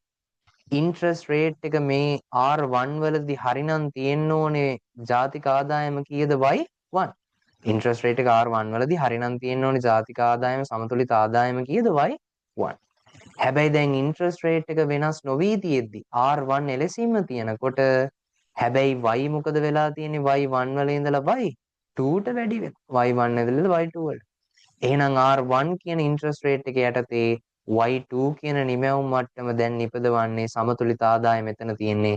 ඒ කියන්නේ මේ ලක්ෂයට වඩා එහා පැත්තෙන් තියෙන. හරිද? ඒ කියන්නේ මොකද වෙන්නේ වක්‍රේ මේ IS curve එක පිටින්ම කොහෙට shift වෙනවද? දකුණට shift වෙනවා. හරි? right shift එකක් තමයි වෙන්නේ. හරි මං හිතනවා දැන් පැහැදිලි ඇති කියලා. හරි. අපි යමු එහෙනම් ඊළඟ කොටසට. ඊට පස්සේ මේ වක්‍ර දෙක අතර සිරස් දුර, ඒ කියන්නේ මේ දෙන්න අතර සම්පූර්ණ දුර ගත්තොත්, හරි කෙලින් දුර ගත්තොත් ඒක හරියටම මේ y1 සහ y2 දෙන්න අතර වෙනසට සමානයි. හරිනේ? right. okay. දැන් අපි යමු. දැන් ඊළඟට මොකද කරන්නේ? an increase in tax. දැන් tax එකක් වැඩි වෙච්ච. අර අපි අතන ගත්තේ මොකද්ද? government expenditure වැඩි වෙච්ච එකක් නේ. දැන් tax වැඩි වුණොත් මොකද වෙන්නේ කියලා. දැන් tax වැඩි වුණොත් කල්පනා කරලා බලන්න. tax වැඩි වුණොත් සීදන අයිදන G වලින් G ට බලපානවද නැහැ? අයිට බලපානවද නැහැ. එහෙනම් කාටද බලපාන්නේ? කන්සම්ප්ෂන් එකටයි බලපාන්නේ. ඇයි කන්සම්ප්ෂන් එක කොහොමද හැදෙන්නේ? කන්සම්ප්ෂන් එක හැදෙන්නේ මතකනේ. මේ y වලින් taxes අඩු කරලා එන වැය කළ හැකි ආදායම මත තමයි government expense මේ කන්සම්ප්ෂන් එක කොච්චරද කියලා තීරණය වෙන්නේ. දැන් මෙච්චර කල් අපි ස්ථාවරයි කියලා හිතපු tax එක මොකද වෙන්නේ දැන් වැඩි වෙලා. tax එක වැඩි වෙලා. tax එක වැඩි වෙද්දි මට කියන්නකෝ මෙතන consumption එක මොකද වෙන්නේ? tax එක වැඩි වෙද්දි අපේ වැය කළ හැකි ආදායම අඩු වෙනවා. වැය කළ හැකි ආදායම අඩු වෙනවා කියන්නේ consumption එක මොනවා වෙනවද? අඩු වෙනවා. පරිභෝජනයත් අඩු වෙනවා. පරිභෝජනය අඩු වෙනවා කියන්නේ C1 වල තිබිච්ච පරිභෝජනය දැන් කීය දක්වා අඩු වෙනවද? C2 දක්වා අඩු වෙනවා. ඒ කියන්නේ වක්‍රෙ පිටින්ම පහළට එනවා. වක්‍රෙ පිටින්ම පහළට එනවා. නමුත් මට කියන්නකෝ දැන් ටැක්ස් එක වෙනස් වුණා තමයි ටැක්ස් එක වෙනස් වුණා තමයි. නමුත් කොහේවත් කියවුණාද ඉන්ට්‍රස්ට් රේට් එක වෙනස් වෙන කතන්දරයක්? නෑ ඉන්ට්‍රස්ට් රේට් එක වෙනස් වෙන කතන්දරයක් කිව්වේ නෑ කොහෙවත්. ඒ නිසා ඉන්ට්‍රස්ට් රේට් එක ඒ තියෙන මට්ටමේ එලෙසින්ම තියෙනවා. හරිද? ඉන්ට්‍රස්ට් රේට් එක ඒ තියෙන මට්ටමේ මෙලෙසින් තියෙනවා. හැබැයි බලන්නකෝ ඉන්ට්‍රස්ට් රේට් එක එලෙසින්ම තියෙනවා. හැබැයි ජාතික ආදායම මොකද වෙලා තියෙන්නේ? සමතුලිත ආදායම මොකද වෙලා තියෙන්නේ? අඩු වෙලා. සමතුලිත නිමැවුම් මට්ටම සමතුලිත ආදායම අඩු වෙලා. එහෙනම් දැන් අපි ඕක පෙන්වන්න ඕනේ මේ IS curve එක තුලින්. ඉන්ට්‍රස්ට් රේට් එක R1 වලදී හරිනම් තියෙනවා මේ ඉන්ට්‍රස්ට් රේට් එක R1 වලදී හරිනම් තියෙන්න ඕනේ ආදායම් මට්ටම සමතුලිත ආදායම තමයි y1. ඒ කියන්නේ මෙතන. මේ කියන්නේ මෙතන. හරිද? හැබැයි ඉන්ට්‍රස්ට් රේට් එක ඉන්ට්‍රස්ට් රේට් එක R1 වලදී එලෙසින්ම තිබියදී දැන් සමතුලිත ආදායම මේ ඉන්ට්‍රස්ට් රේට් එක එලෙසින්ම R1 වල තිබියදී සමතුලිත ආදායම කීයට අඩු වෙලාද? y2ට අඩු වෙලා. මේ ඉන්ට්‍රස්ට් රේට් එක R2 එලෙසින්ම තියෙනකොට දැන් y2 දක්වා අඩු වෙනවා. හරිද? y2 දක්වා අඩු වෙනවා. දැන් මොකද වෙන්නේ? මේ වක්‍රය පිටින්ම වමට shift වෙනවා. වක්‍රය පිටින්ම වමට යනවා. IS curve එක පිටින් මේ ඇයි ඉන්ට්‍රස්ට් රේට් එක නොවෙනස්ව තියෙද්දි y අඩු වෙලා. ඒ නිසා වක්‍රය පිටින්ම වමට shift වෙනවා. ඒ වමට යන ප්‍රමාණය කොච්චරද කියන්නේ මෙන්න මේ දෙන්න අතර වෙනස. y1 සහ y2 අතර වෙනස ප්‍රමාණයෙන් තමයි මේක මෙහෙට යන්නේ. එතකොට අර අපි කතා කරා කලින් සෙෂන් එකේදී මේ ටැක්ස් එක වෙනස් වුනහම කොයිතරම් ප්‍රමාණය මෙතන ටැක්ස් එක වෙනස් වෙච්ච නිසා කොයිතරම් ප්‍රමාණයක් එමෙන් කී ගුණයකින් මෙන්න මේ y1 y2 දක්වා අඩු වෙනවද කියලා කතා කරා. ඒකට තමයි අපි කිව්වේ බදු ගුණකය. බදු ගුණකය හොයන සූත්‍රය තමයි මේ ඒක කොහොමද ඩිරයිව් කරගත්තේ කියලාත් අපි සාකච්ඡා කරා. right? හරි. මම හිතනවා එහෙනම් ඒකත් පැහැදිලි ඇති කියලා. right? අපි යමු එහෙනම් ඊළඟ කොටසට. The theory of liquidity preference, the theory of liquidity preference and the LM curve. දැන් මොකද අපි අඳින්න යන්නේ LM curve එක. හරිද? දැන් IS curve එක ඉවරයි. දැන් මතක තියාගන්න IS curve එක තුලින් IS curve එක අපි derive කරගත්තේ කොහොමද? අර මොන මාකට් එක තුලින්ද goods and services මාකට් එක තුලින්. goods and services මාකට් එක බලන්න අපි පාවිච්චි කරපු මොඩල් එක මොකද? Keynesian cross මොඩල් එක. ඒ Keynesian cross මොඩල් එකේ අපි බැලුවා equilibrium එක හැදෙන්නේ කොතනද? interest rate එක වෙනස් වීම නිසා investments වෙනස් වෙනවා. investments වෙනස් වීම නිසා මොකද වෙන්නේ? අර planned expenditure curve එක වෙනස් වෙනවා. ඒ අනුව එක එක interest rate වලදී ආදායම මට්ටම කොහොමද සමතුලිත ආදායම කොහොමද වෙනස් වෙන්නේ කියන එක මත අපි IS curve එක ඇඳගත්තා. හරිද? right. IS curve එක වෙනස් වුණේ මොන ප්‍රතිපත්ති වෙනස් වෙද්දිද? ෆිස්කල් ප්‍රතිපත්ති වෙනස් වෙද්දී. හොඳේ. ෆිස්කල් ප්‍රතිපත්ති ඒ කියන්නේ රජයේ ප්‍රතිපත්ති. දැන් ප්‍රධාන වශයෙන් ඕක සමහර විට ඉකෝන් කරපු නැති කෙනෙක්ට ඕකේ පොඩි පැටලිල්ලක් තියෙන්න පුළුවන්. ප්‍රධාන වශයෙන් ආර්ථිකයේ ප්‍රතිපත්ති දෙකයි. මොනවද ප්‍රතිපත්ති දෙක? එකක් තමයි ෆිස්කල් ප්‍රතිපත්තිය. අනිත් එක තමයි මේ මොනිටරි පොලිසි එක. Fiscal police and monetary police. මොකද ෆිස්කල් පොලිසි කියලා කියන්නේ රජයේ ආදායම් සහ වියදම් සම්බන්ධ ප්‍රතිපත්ති. ඒ කියන්නේ සරලව කියනවා නම් රජයේ අයවැය බජට් එක. හරිද? ඊට පස්සේ මොනිටරි පොලිසි කියලා කියන්නේ මූල්‍ය ප්‍රතිපත්ති. දැන් ෆිස්කල් පොලිසි එක ක්‍රියාත්මක කරන්න බලය තියෙන්නේ පාර්ලිමේන්තුවට. මොනිටරි පොලිසි එක ක්‍රියාත්මක කරන්න බලය තියෙන්නේ මහ බැංකුවට. හරිද? එතකොට මීට අමතරව තව ආර්ථික ප්‍රතිපත්ති ගණනාවක් තියෙනවා. විදේශ වෙළඳ ප්‍රතිපත්තිය ඊට පස්සේ ගත්තාම තව ගත්තොත් සැපයුම් පාර්ශ්වීය ප්‍රතිපත්තිය වගේ ප්‍රතිපත්ති ගණනාවක් තියෙනවා ආර්ථික ප්‍රතිපත්ති. නමුත් රටක ප්‍රධානම ආර්ථික ප්‍රතිපත්ති දෙක තමයි මේ fiscal police and monetary police. ඒතර ෆිස්කල් පොලිසි එකේදී ඇත්තටම සම්බන්ධ වෙන්නේ දෙන්නයි. රජයේ ආදායම සහ රජයේ වියදම. රජයේ ආදායම කියන්නේ taxes, රජයේ වියදම කියන්නේ government expenditures. මොනිටරි පොලිසි එකේදී ඒකෙත් ලොකු කතන්දරයක් මොනිටරි පොලිසි එකක්. නමුත් සරලව කියනවා නම් මොනිටරි පොලිසි එකේදී බලපෑම් කරන්නේ දෙන්නෙක්. එකක් ඉන්ට්‍රස්ට් රේට් එකට අනිත් එකට මුදල් සැපීමට. ඒකත් කියලා තියන්නම්කෝ මම. මොනිටරි පොලිසි එකේදී මේ මූල්‍ය ප්‍රතිපත්තියේදී බලපෑම් කරන්නේ මහ බැංකුව විසින් දෙන්නෙක්ට. මේ එකක් පොලි අනුපාතිකයට සහ අනිත් එක ගත්තාම මේ මනි සප්ලයි එකට. එයාටනේ තීරණය කරන්න පුළුවන්. එයානේ රටේ ඉන්න ඒකාධිකාරී ආයතනයේ මුදල් කොච්චර අච්චු ගහලා එළියට දාන්න පුළුවන්ද කියන එක. එහෙනම් ආර්ථිකයේ කොච්චරක් යම් මොහොතක ආර්ථිකයේ කොච්චරක් සල්ලි ප්‍රමාණයක් තියනවද කියලා තීරණය කරන්නේ කවුද? මේ මහ බැංකුව විසින්. ඒ කියන්නේ මුදල් සැපීම රටේ කොච්චරද කියලා තීරණය කරන්නේ මහ බැංකුව විසින්. සහ රටේ පොලි අනුපාතිකය කොහොමද තියෙන්න ඕනේ කියලා තීරණය කරන්නේ මහ බැංකුව විසින්. එහෙනම් මේ මොනිටරි පොලිසි එකේදී බලපෑම් කරන්නේ ඉන්ට්‍රස්ට් රේට් එකට සහ මනි සප්ලයි එකට කියලා ඔළුවේ තියාගන්න. මොකද ඒක අපිට වැදගත්. දැන් මේ කතා කරන්න යන දේ. හරි? right. එන්නකෝ අපි ඊළඟ බලමු මේකේ මොකද්ද කියන්නේ කියලා. දැන් මට කියන්න මම කලින් කියලා තියෙන දේවල් අනුව LM curve එකෙන් පෙන්වන්නේ goods and services market එකේ equilibrium එකද එහෙම නැත්නම් මේ money market එකේ equilibrium. පැහැදිලිවම money market එකේ equilibrium. ඒ කියන්නේ මොකද්ද loanable fund market එකේ equilibrium එක තමයි පෙන්වන්නේ. right? හරි. The LM curve plots the relationship between R and Y, R and equilibrium Y that arises in the money market. කොහෙද මේ equilibrium එක ඇති වෙන්නේ money market. හැබැයි money market එකේ උනාට අපි මේ graph එක අඳිද්දී graph එක අඳින්නේ මේ LM curve එකට අදාළ මේ graph එක අඳිද්දී අපි අඳින්නේ දෙපැත්තට කවුරුයි දාලාද මේ පැත්තට interest rate එක දානවා මේ පැත්තට දානවා y. ඒ කියන්නේ output එක එහෙම නැත්නම් income එක. හරිද? ඇයි අපි එහෙම දාන්නේ? මොකද මතකද අපි IS curve එක derive කරගත්තෙත් මෙතන නේද? IS curve එක කියලා කිව්වේ goods and services market එකේ equilibrium points පෙන්වන තැන. හරිද? දැන් LM curve එකෙන් අපි මොකද්ද කරන්න යන්නේ? LM curve එක හරහා බලන්න යන්නේ මේ interest rate එක වෙනස් වෙද්දි money market එකේ හැසිරීම කොහොමද කියලා. හරිද? එතකොට interest rate එක එක මේ interest rate යටතේ එක මේ පොලි අනුපාතිකයේ යටතේ money market එකේ තීරණය වෙන output level එක කීයද කියලා තමයි මේ LM curve එක හරහා පේන්නේ. right. අපි බලමු එහෙනම් දැන් මොකද මේ මෙතන IS curve එක තමයි මම ඇදලා. හරි. දැන් යමු අපි ඊළඟට. To understand this relationship, we look at a theory of interest rate called the theory of liquidity preference. ඒ කියන්නේ මේකෙදි මම හිතනවා ඔයගොල්ලන්ට මාව ඇහෙනවා ඇති කියලා. right. හරි. මෙතෙන්දී අපි මොකද කරන්නේ? මේ liquidity preference කියන ඒ කියන්නේ දැන් අපිට මේ LM දැන් IS curve එක derive කරගන්න අපිට උදව් කරන්නේ Keynesian cross model එක. හරිද? is curve එක derive කරගන්න. එහෙනම් දැන් මේ lm curve එක හදාගන්න නම් අපිට පොඩි theory එකක help එක ඕනේ. කවුද අපේ theory එක? Theory of liquidity preference. හරිද? මේ theory එක තමයි බලපාන්නේ. හරි. එතකොට according to this theory මොකද්ද මේ theory එකෙන් කියන්නේ? මොකද්ද මේ න්‍යායෙන් කියවෙන්නේ? R is determined by money supply and money demand in the short run.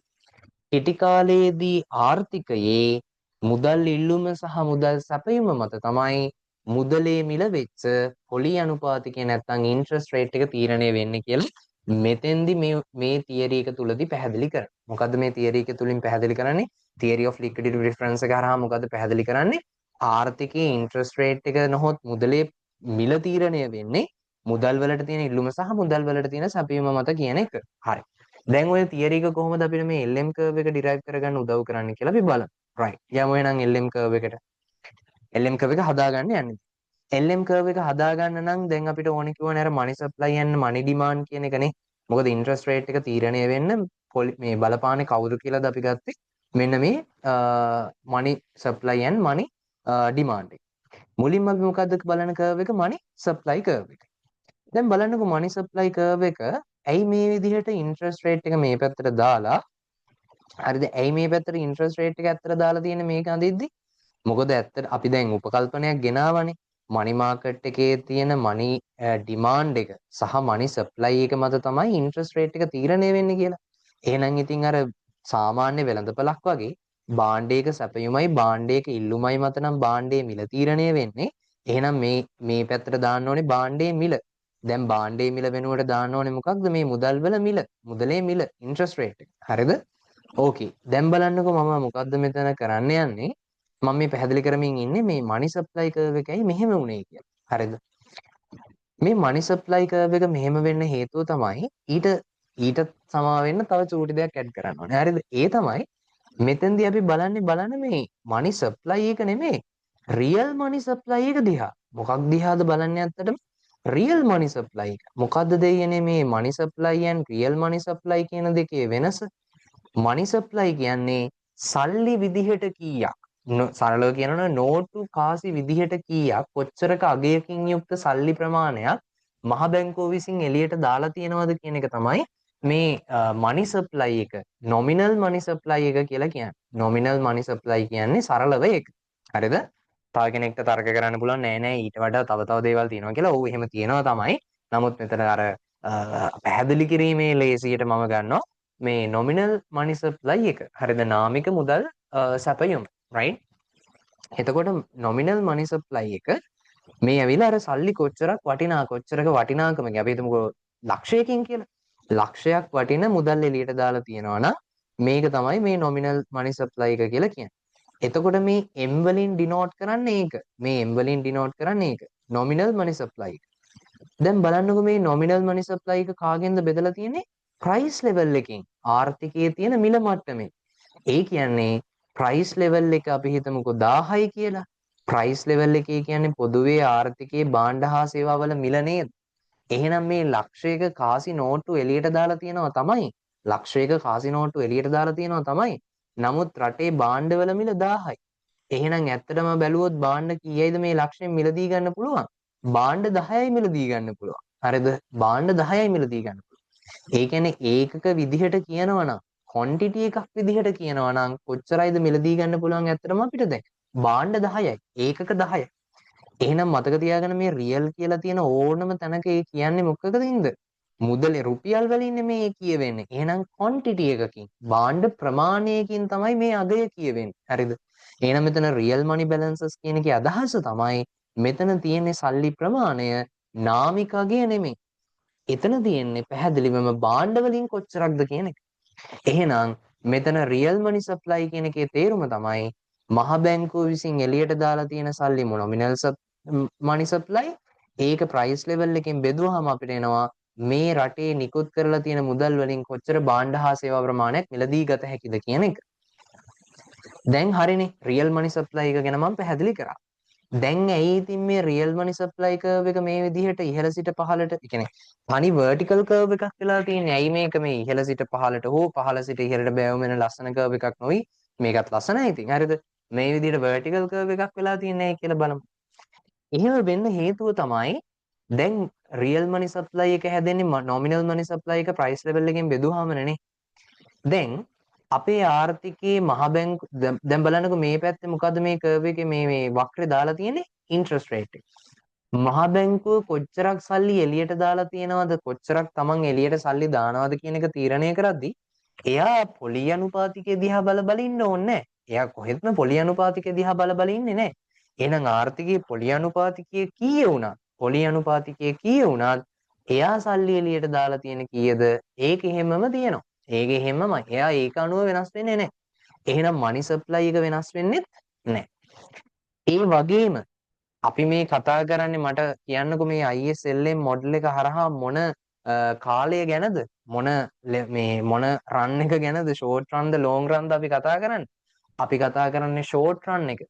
Short රන් එකේදී මට කියන්නකෝ price levels are fixed or flexible. price level is fixed. හරිද? මිල මට්ටම ස්ථාවරයි කියලා අපි ඒ කියන්නේ මිල මට්ටම නොවෙනස්ව තියෙනවා කියලා අපි උපකල්පනය කරනවා නේද කෙටි කාලය තුල. අන්න එහෙනම් මහ බැංකුව විසින් මනි සප්ලයි එක ස්ථාවරයි. ඒ කියන්නේ ඉන්ට්‍රස්ට් රේට් එක අනුව වෙනස් කරන්නේ. ඒ නිසා මනි සප්ලයි එක ස්ථාවරයි. නොමිනල් මනි සප්ලයි එක ස්ථාවරයි. ඒ විතරක් නෙමේ ප්‍රයිස් ලෙවල් එක කෙටි කාලය තුල ස්ථාවරයි. එහෙනම් මේ දෙන්නම ස්ථාවරයි නම් ඉන්ට්‍රස්ට් රේට් එක වෙනස් වෙද්දී මේ මනි සප්ලයි එක රියල් මනි සප්ලයි එක වෙනස් වෙන්න විදිහක් නැහැ. රියල් මනි සප්ලයි එක 10යි නම් ඉන්ට්‍රස්ට් රේට් එක කීය වුණත් රියල් මනි සප්ලයි එක 10ම තමයි. ඇයි ලක්ෂය වෙනස් වෙන්නෙත් නැහැ 1000 වෙනස් වෙන්නෙත් නැහැ. හරිද? ඒ නිසා ඉන්ට්‍රස්ට් රේට් එක කීය වුණත් මෙතන රියල් මනි සප්ලයි එක 10ම තමයි. ඒක වෙනස් වෙන්නේ නැහැ. මම හිතනවා ඒක පැහැදිලි ඇති. ඇයි මේක vertical curve එකක් වෙලා තියෙන්නේ කියලා. හරි. right. ඕක තමයි මේ ටිකේ කියවෙන්නේ. බලමු මේ තියෙන the supply of real money balances is fixed. මෙතනින් කියවෙන්නේ ඒක. M stands for the nominal money supply and P stands for the price level. M is an exogenous policy variable chosen by the central bank. මහා බැංකුව විසින් තමයි මේක තීරණය කරන්නේ. ඒගොල්ලෝ ස්ථාවරයි කියලා තීරණය කරලා තියෙනවා. P price level. Price level is also an exogenous at the price level as the price level is fixed in the short run. කෙටි කාලයේදී price level එක වෙනස් වෙන්නේ නැති හින්දා ඉතින් මේ price level එකත් මොකද ස්ථාවරයි. එම නිසා මේ real money supply එකත් ස්ථාවරයි. Okay, I think it's clear. අපි යමු ඊළඟ එකට.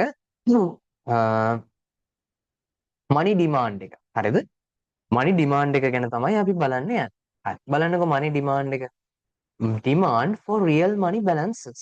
දැන් එතනත් අපි බලන්න යන්නේ demand for money real money balances. හරිද? real money balances කියන්නේ මොකක්ද? මුදල් ප්‍රමාණය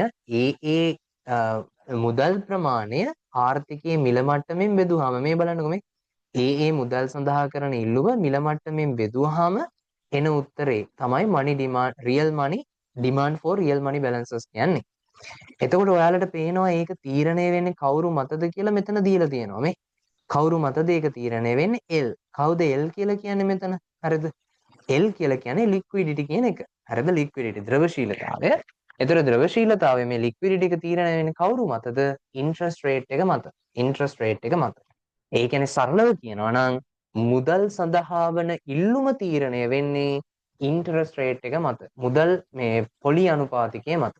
මොකද්ද දැන් මේ මුදල් සඳහා තියෙන ඉල්ලුම කියලා කියන්නේ සල්ලි වලට තියෙන ඉල්ලුම කියන්නේ මොකක්ද? මේ demand for money හරිද සල්ලි සඳහා තියෙන මුදල් සඳහා තියෙන ඉල්ලුම මෙතෙන්දි මම පොඩි ඇඩිෂනල් කාරණයක් කියනවා හරිද? ඒ ඇඩිෂනල් කාරණයක් වුණාට ඒක ඉස්සරහට එක්ස්ප්ලනේෂන් එකේදී පොඩ්ඩක් වැදගත් වෙනවා. ඒක දැන් මේ මම කියන්න යන අතිරේක කාරණය අවබෝධ වුණේ නැතත් ඒ කියන්නේ කවුන්ට් කරපු නැති කෙනෙක්ට මේක එකපාරට අවබෝධ වුණේ නැති වුණත් කමක් නැහැ අපිට ඊළඟ එක කතා කරන්න පුළුවන් ඊළඟ concept එක කතා කරන්න පුළුවන්. නමුත් මෙතෙන්දි මේ කියන එක මම හිතන්නේ ඊළඟ එක හදාගන්න ඊළඟ තියරි එක අවබෝධ කරගන්න පොඩක් වැදගත් වෙයි කියලා මම හිතනවා. හරි. එතකොට මොකද්ද මෙතෙන්දි කියන්නේ? මම කියන්නම් මුලින්ම පැහැදිලි කරන්න මොකද්ද demand for money කියලා කියන්නේ? සල්ලි වලට තියෙන ඉල්ලුම කියන්නේ. සල්ලි වලට තියෙන ඉල්ලුම කියලා කියන්නේ මිනිස්සු කොච්චරක් සල්ලි විදිහට ළඟ තියාගන්න කැමතිද කියන එක. සල්ලි ඕන නම් අපිට පුළුවන් ෂෙයාර්ස් බයි කරන්න පුළුවන්, ෆික්ස් ඩිපොසිට් එකක දාන්න පුළුවන්, එහෙම නැත්නම් කොහේ හරි වෙන ආයෝජනය කරන්න පුළුවන්, එක එක තැන්වල දාන්න පුළුවන්. හැබැයි එහෙම කරන්නේ නැතුව නැත්නම් වෙන මොන හරි වත්කමක් මිලදී ගන්න හරි පුළුවන්. හැබැයි එහෙම නොකර සල්ලි තමන් අතේ සල්ලි විදිහට තියාගන්න මිනිස්සු කොච්චර කැමතිද කියන එක තමයි මුදල් සඳහා වන ඉල්ලුම කියලා කියන්නේ. දැන් ඔයාලට පේනවා ඇති ඒ මුදල් සඳහා වන ඉල්ලුම තීරණය වෙන්නේ කවුරු මත කියලාද මේ දීලා තියෙන ඉන්ට්‍රස්ට් රේට් එක මත. ඇත්තටම මම අර දැන් ඇඩිෂනල් කියන්න යන කාරණේ කියලා ඉන්නම්කෝ. මිනිස්සු මුදල් සඳහා ඉල්ලුම් කරන හේතු තුනක් තියෙනවා. මිනිස්සු මුදල් සඳහා ඉල්ලුම් කරන හේතු තුනක් තියෙනවා. මේ මුදල් සඳහා කරන ඉල්ලුම සඳහා වන හේතු. ඇයි මිනිස්සු සල්ලි ඉල්ලන්නේ? එකක්. පළවෙනි එක තමයි අපි කියනවා transaction motive. transaction motive. ඇයි transaction motive කියන්නේ මොකක්ද? transaction motive මම transaction නිකන් එහෙම දාලා දෙන්නම්කෝ. transaction motive. ගනුදෙනු චේතනාවෙන් කරන මුදල් ඉල්ලුම. ඒ කියන්නේ මොකද්ද? සමහර විට යාට මුදල් ලැබෙන්නේ ආදායම් ලැබෙන්නේ මේ මාසේ මුල ආදායම් ලැබුණාම ඊළඟ මාසේ මුල තමයි මේ මාසේ 10 වෙනිදා පඩි හම්බ වෙනවා ඊළඟ මාසේ 10 වෙනිදා තමයි ඊළඟට පඩි හම්බ. ඒ කියන්නේ එයාට ආදායම් ලැබෙන කාල සීමාව අතර යම් පරතරයක් තියෙනවා නේද? එතකොට මේ කාල සීමාව අතර ඇතිවන යම් මෙයාට තියෙන මේ කාල සීමාව තුළ මෙයාට ඇතිවන වනේ ගනුදෙනු කරන්න සිද්ධ වෙනවානේ. කණ්ඩ බොන්න ඕනේ, ගමන් බිමන් යන්න ඕනේ, වැඩට යන්න ඕනේ. හරිද? මේ යම් යම් මෙයාට මුදල් අවශ්‍යතා ඇති වෙනවා. ඇයි ඒ ගනුදෙනු කරන්නේ? අන්න එහෙම ආදායම් ලැබෙන කාල සීමාව අතර යම් පරතරයක් තියෙනකොට ගනුදෙනු සඳහා මෙයා සල්ලි ළඟ තියාගන්න ප්‍රමාණය. මොකද ඔක්කොම ගිහිල්ලා මෙයා සල්ලි විදියට බැංකුවේ දාන්නේ නැහැ. ෆික්ස් ඩිපොසිට් එක දාන්නේ නැහැ. මෙයා පර්ස් එකේ කීයක් තියාගන්නවද ඊළඟ මාසේ ගෙවා ගන්න. ඊළඟ මාසේ මේ ට්‍රාන්සැක්ෂන් කරන්න ගනුදෙනු කරන්න කීයක් ළඟ තියාගන්නවද කියන එක තමයි මේ ට්‍රාන්සැක්ෂන් මොටිව් ගනුදෙනු චේතනාවෙන් කරන මුදල් ඉල්ලුම කියලා කියන්නේ. දෙවැනි එක තමයි අපි කියනවා ප්‍රිකෝෂනරි මොටිව්. ප්‍රිකෝෂනරි මොටිව්. මොකද මේ ප්‍රිකෝෂනරි මොටිව් කියන්නේ? ආරක්ෂණ චේතනාවෙන් කරනු ලබන මුදල් ඉල්ලුම. ඒ කියන්නේ මොකක්ද? මේ මාසේ 10 පඩි හම්බෙනවා. ඊළඟ මාසේ 10 තමයි ආයේ පඩි හම්බෙන්නේ. දැන් මේ මාස මේ ආදායම් ලැබෙන කාල සීමාව තුල කණ්ඩ බොන්න වෙනවා කියන එක නිශ්චිතයිනේ. ඒක ගමන් බිමන් යන්න වෙනවා, කණ්ඩ බොන්න වෙනවා. ඒ ගනුදෙනු ටික නිශ්චිතයි. හැබැයි මේ කාල සීමාව තුල සිදුවිය හැකි යම් අවිනිශ්චිත සිදුවීමුත් තියෙනවා. ඒ මොනවද? සමහර විට එයා අසනීප වෙන්න පුළුවන්. ගෙදර කෙනෙක් අසනීප වෙන්න පුළුවන්. එහෙම නැත්නම් වාහනේ මොකක් හරි ප්‍රශ්නයක් ගැටලුවක් ඇති වෙන්න පුළුවන්. හරිද? ඒ නිසා මොකද වෙන්නේ? මේ මිනිස්සයා මොකද කරන්නේ? අර තමන් ගාව තියෙන සල්ලි ප්‍රමාණය කණ්ඩ බොණ්ඩ විතරක් හරියටම ගානට ෂේප් කරලා තියාගන්නේ නැහැ. එහෙනම් මොකද්ද තීරණය කරන්නේ? තව කීයක් හරි වැඩිපුර පර්ස් එකේ තියාගන්නවා. යද්දි බැරි වෙලාවත් වාහනේ ටයර් පංච් එකක්. එහෙම නැත්නම් ගෙදර කෙනෙක්ට අසනීප වෙනවා. සමහර විට ඒ වෙලාවේ බැංක් එකට යන්න වෙලාවක් නැහැ. ඒ කියන්නේ ATM එකකටවත් යන්න වෙලාවක් නැහැ. ඒ නිසා මොකද කරන්නේ? මෙයා යම්කිසි මුදල් ප්‍රමාණයක් ආරක්ෂණ චේතනාවෙන්. හැබැයි ඒක සිද්ධ වෙන්නත් පුළුවන් නොවෙන්නත් පුළුවන් නේ.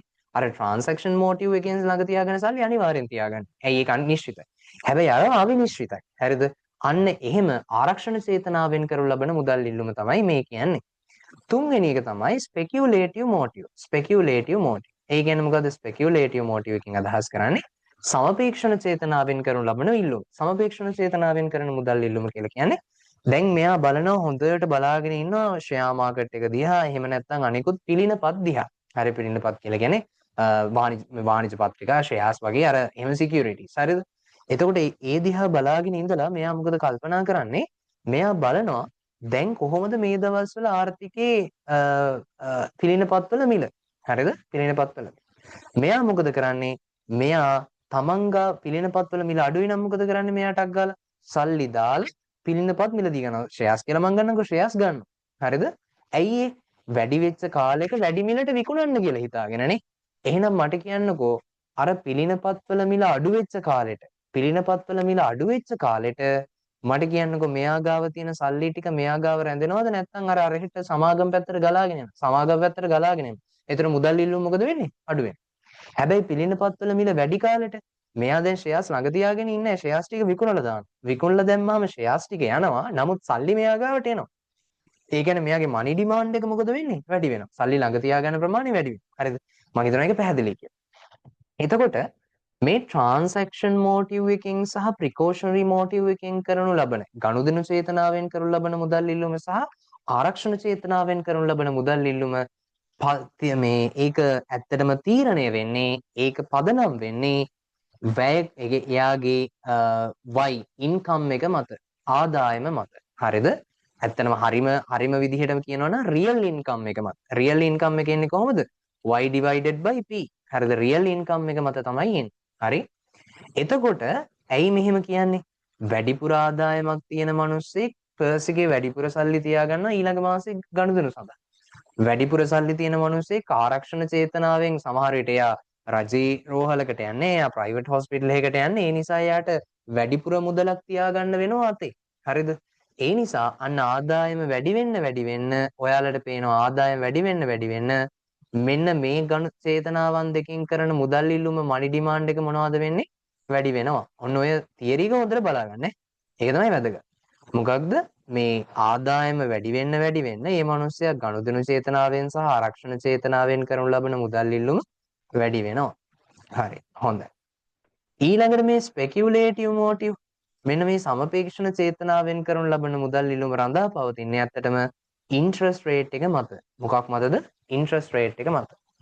ඒ කොහොමද ඉන්ට්‍රස්ට් රේට් එක මත මේක රඳා පවතින්නේ කියන එක ලොකු කතන්දරයක්. හරිද? ලොකු කතන්දරයක්. ඒ කියන්නේ ඉන්ට්‍රස්ට් රේට් එක අඩු කාල සීමා තුල මේ පිරිනපත්වල මිල මොකද වෙන්නේ? පිරිනපත්වල මිල වැඩි වෙනවා. හරිද? පිරිනපත්වල මිල වැඩි වීම හරහා අපි මේ මිනිස්සු අපේක්ෂා කරනවා අනාගතයේදී පොලි අනුපාතිකයේ ඉහළ ගිහිල්ලා නැවත පිරිනපත්වල මිල අඩු වෙයි කියලා ඔන්නෝවල් දිග කතන්දරයක් තියෙනවා. හරිද? ඒ ලෙවල් වලදී අපි කතා කරපු දිග කතන්දරයක් තියෙනවා. නමුත් මං හිතන්නේ ඒක මෙතෙන්දී ලොකුවට අදාළ නැහැ. එහෙනම් මේක හැබැයි තේරුම් ගන්න මොකද ලේසියෙන් කියන්න පුළුවන්. සරලව කියනවා නම් මේ ඉන්ට්‍රස්ට් රේට් එක කියලා කියන්නේ පොලි අනුපාතිකය කියලා කියන්නේ cost of capital. ඒ කියන්නේ අපේ ප්‍රාග්ධනයේ මෙහෙම කියනකො opportunity cost එක. ආවස්තික පිරිවැය තමයි මේ ඉන්ට්‍රස්ට් රේට් එක කියලා කියන්නේ. හරිද? මොකද ආවස්තික පිරිවැය කියලා කියන්නේ අපේ සල්ලි අපි ළඟ තියාගත්තොත් ලක්ෂයක් මගේ ගාව ළඟ තියෙනවා නම් සල්ලි මම ළඟ තියාගන්න මට මේ ලක්ෂ කොහේ හරි ආයෝජනය කරලා උපය ගන්න තියෙන ආදායම මොකද මම කරන්නේ? කැප කරනවා. ඒක මම කැප කරනවා. සල්ලි ළඟ තියාගන්නවා කියන්නේ අර ලක්ෂයකට 110ක පොලියක් උපය ගන්න තියෙන ආදායම මම අහිමි කරගන්න. ඒක මට අවශ්‍යක පිරිවැයක්. හරිද?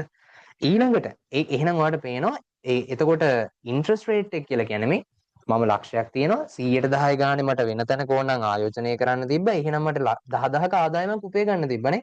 එහෙනම් මේ ලක්ෂ්‍ය මගේ ළඟ තියා ගැනීම තුළ මට තියෙන ආවස්තික පිරිවැය තමයි අර 10000. 10000 කියන්නේ මොකද්ද? පොලිය. පොලිය කියන්නේ ඉන්ට්‍රස්ට් රේට් එක. හරිද? ඉන්ට්‍රස්ට් එක.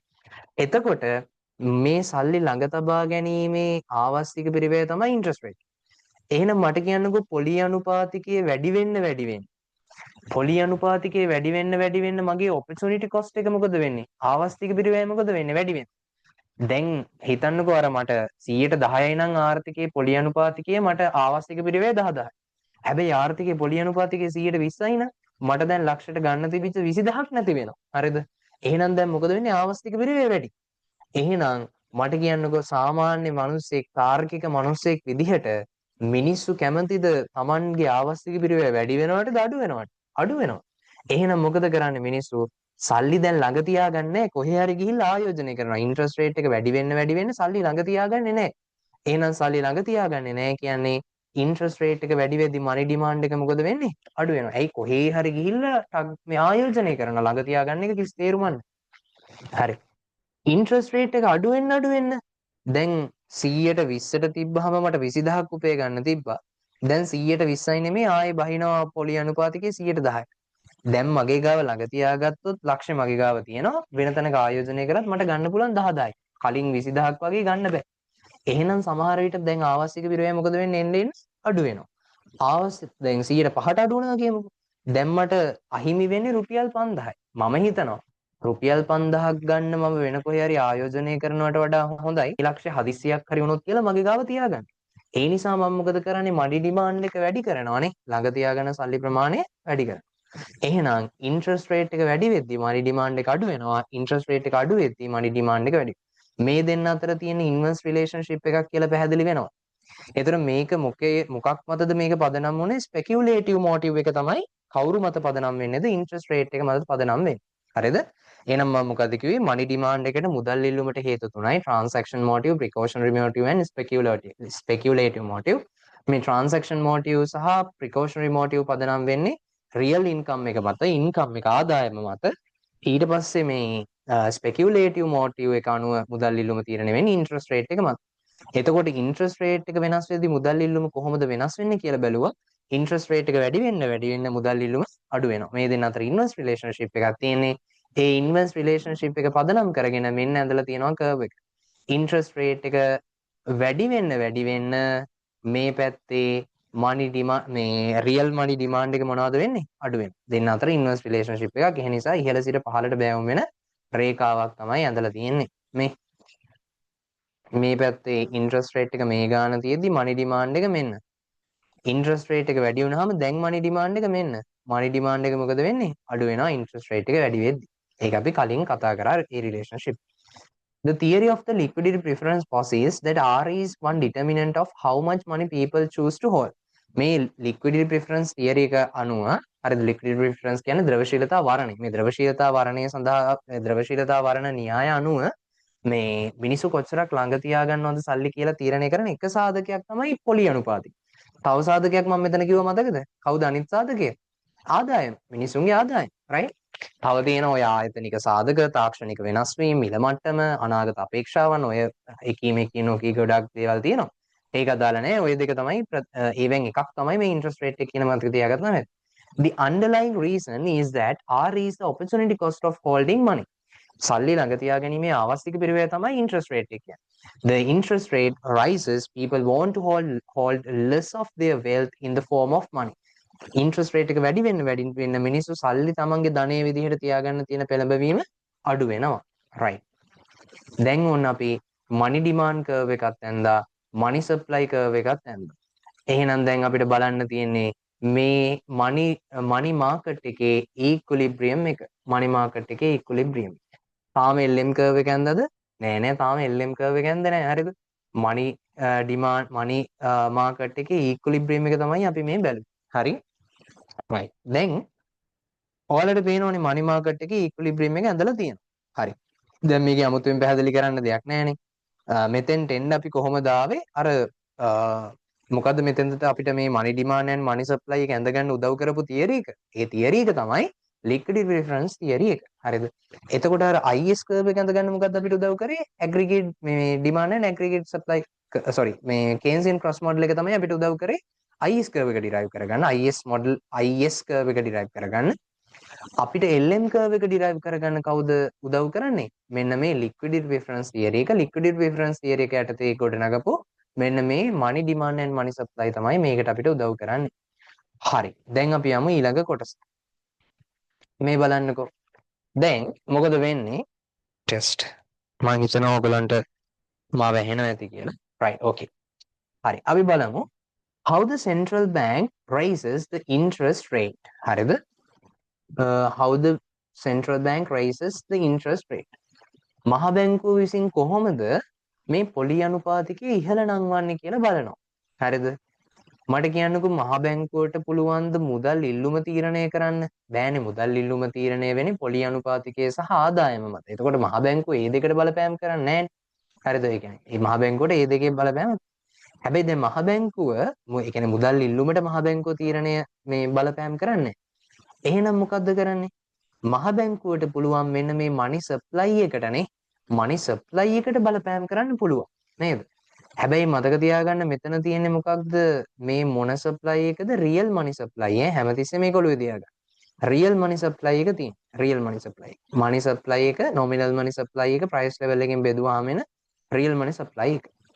දැන් අපි දැනට මේ වක්‍රය අඳිද්දි මොකද්ද උපකල්පනය කරලා තියෙන්නේ? මේ මුදල් සැපයීම, නාමික මුදල් සැපයීම සහ මේ මිල මට්ටම ස්ථාවරයි කියලා. දැන් මොකද වෙන්නේ? මහ බැංකුව විසින් මෙන්න මේ මුදල් සැපයීම අඩු කරොත් මට කියන්නකෝ මුදල් සැපයීම අඩු කරොත් m divided by p p ගෙන් බෙදලා එන උත්තරෙත් මොකද වෙන්නේ? අඩු වෙනවා. අර ලක්ෂේ 1000න් බෙදුවාම එන්නේ 10යි. ලක්ෂේ අර මං කලින් ගත්ත උදාහරණ. ලක්ෂේ 1000න් බෙදුවාම එන උත්තරේ 10යි.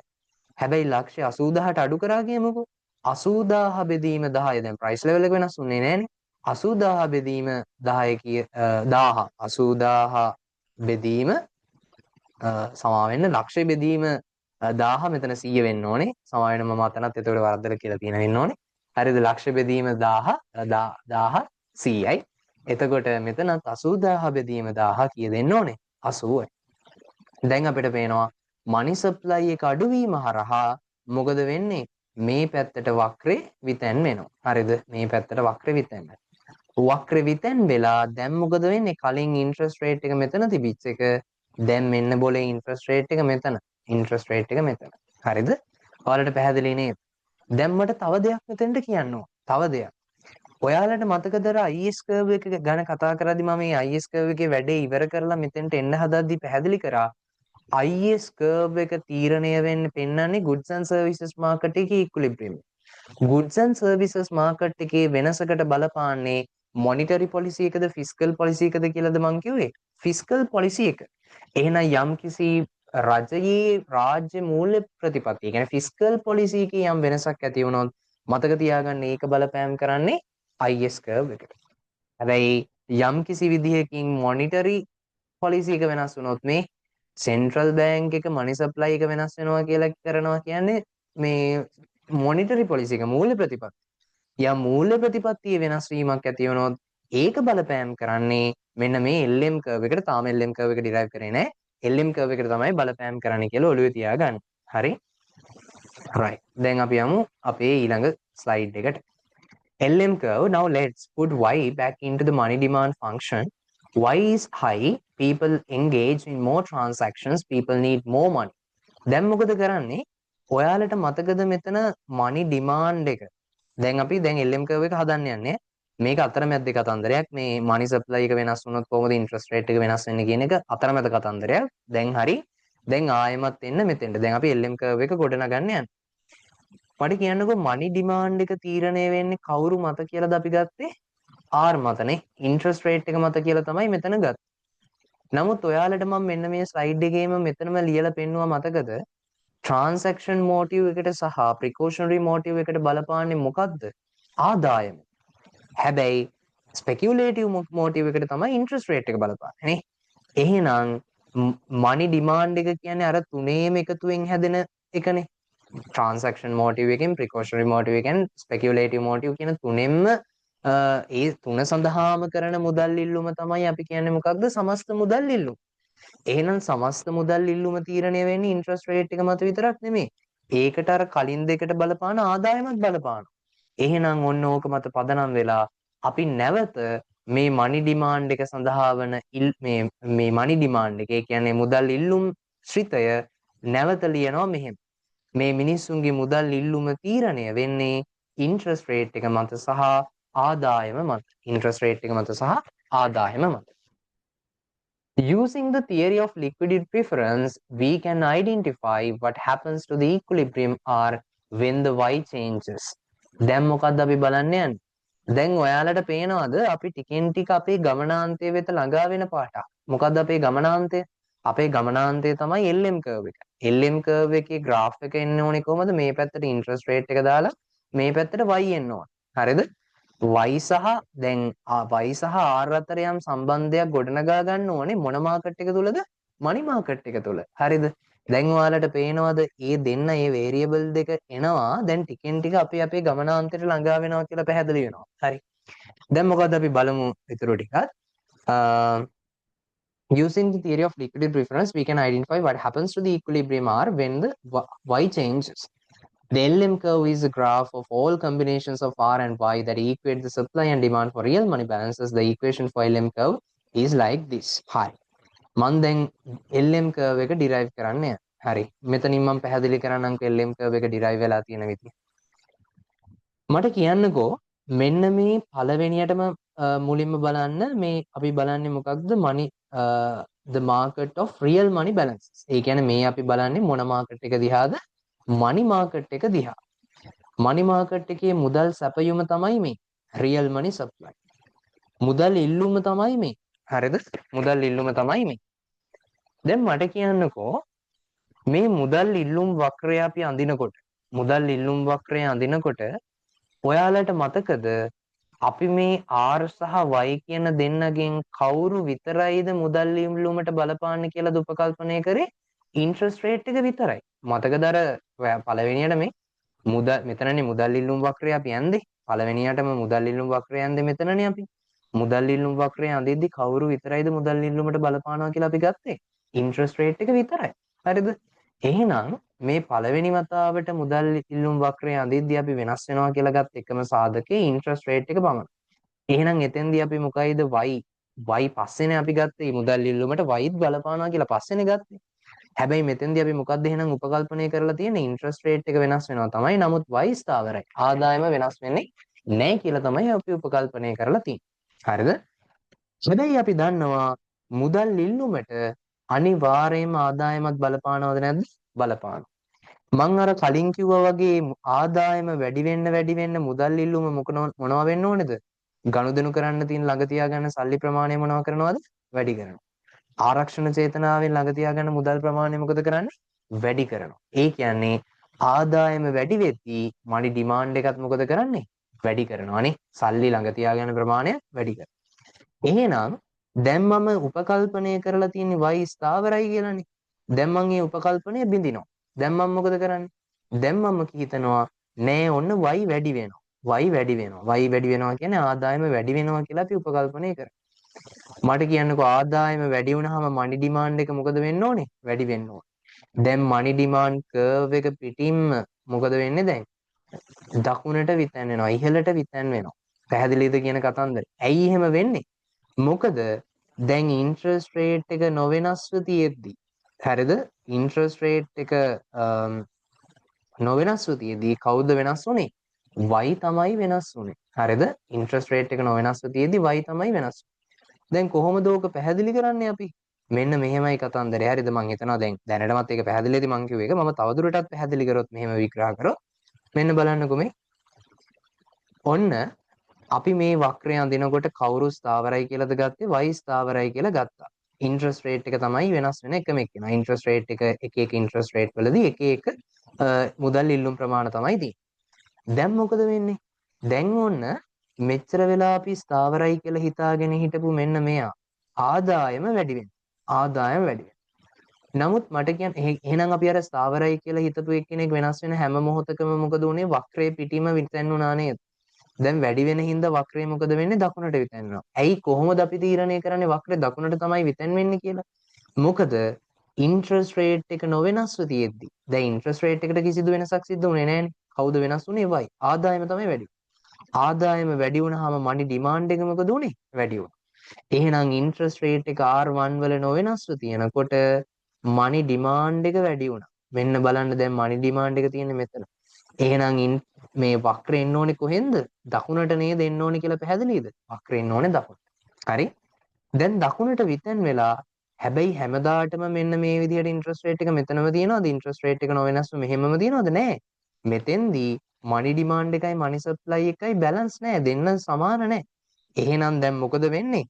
ඉන්ට්‍රස්ට් රේට් එක ටිකෙන් ටික මිනිස්සු වැඩියෙන් සල්ලි ඉල්ලනවා. හැබැයි සල්ලි සප්ලයි කරන්නේ සල්ලි තියෙන්නේ පොඩ්ඩයි ආර්ථිකේ. සල්ලි මුදල් සැපීම පොඩ්ඩයි. මිනිස්සු ගොඩාක් සල්ලි ඉල්ලනවා. එහෙනම් මොකද වෙන්නේ? මුදලේ මිල වෙච්ච පොලි අනුපාතිකය එන්න වැඩි වෙනවා. භාණ්ඩයකට වුණත් ඉල්ලුම වැඩි වෙන්න මිල වැඩි වෙනවනේ නේ. අන්න ඒ වගේ මෙතන මොකද වෙන්නේ? මෙතන මේ මුදලේ මිල වෙච්ච පොලි අනුපාතිකයත් වැඩි වෙනවා. අවසානයේදී පොලි අනුපාතිකය මෙන්න මෙතෙන්ට ඇවිල්ලා සමතුලිත වෙනවා R2 වලදී. පැහැදිලිද කතන්දරේ? එහෙනම් මොකද උනේ? R නොවෙනස්ව තියෙද්දි y වැඩි වුණා. එහෙනම් R ස්ථාවරව තියෙනකොට මනි ඩිමාන්ඩ් එක දැන් මොකද වෙන්නේ? වැඩි වෙනවා. නමුත් ඒ නිසා වක්‍රය මොකද වෙන්නේ? වක්‍ර පිටින්ම දකුණට විතරයි. දැන් නමුත් මිනිස්සු වැඩියෙන් සල්ලි ඉල්ලනවා. හැබැයි සල්ලි සපයන්නේ පොඩ්ඩයි. නේද?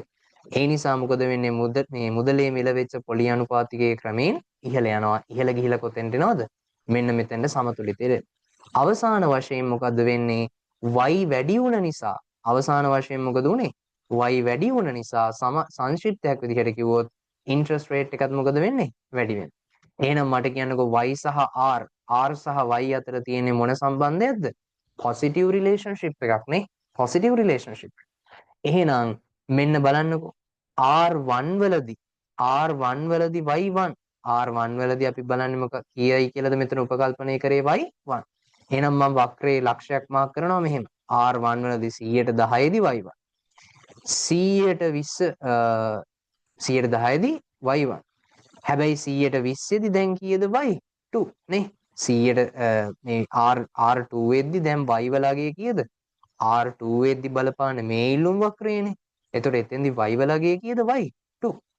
එහෙනම් දැන් ඔන්න ඔය කියන ලක්ෂ දෙක යා කරලා මොකද කරන්නේ? LM කර්ව් එක ඩිරයිව් කරන්න. දැන් මට කියන්න ඕනේ ඊළඟ කාරණය තමයි බලන්න මේ LM curve එකේ මොන ලක්ෂය ගත්තත් ඒ හැම ලක්ෂයක්ම මේ money market එකේ equilibrium point එකක් නේද? මේ ලක්ෂය ගත්තත් equilibrium point එක. මේ ලක්ෂය ගත්තත් equilibrium point එක. පැහැදිලි නේද කතන්දර? එහෙනම් ඔන්න ඔය විදිහට තමයි අපි LM curve එක derive කරගන්නේ. right? හරි. ඊට පස්සේ අපිට කියනවා an increase in Y raises money demand. Y වැඩි වුණාම money demand එක වැඩි වෙනවා. Since the supply of real balances is fixed, supply එක නොවෙනස්ව තියෙන හින්දා there is now excess demand in the money market at the initial R. අර කලින් R එක යටතේ දැන් කලින්ට වඩා වැඩියෙන් ඉල්ලනවා. ඒ නිසා මොකද වෙනවා කියන්නේ? R must rise to restore equilibrium in the money market. ඒ නිසා interest rate එක මොනවා වෙන්න ඕනේද නැවත? වැඩි වෙන්න ඕනේ මෙන්න මේ money demand and money supply balance කරන්න. right? හරි.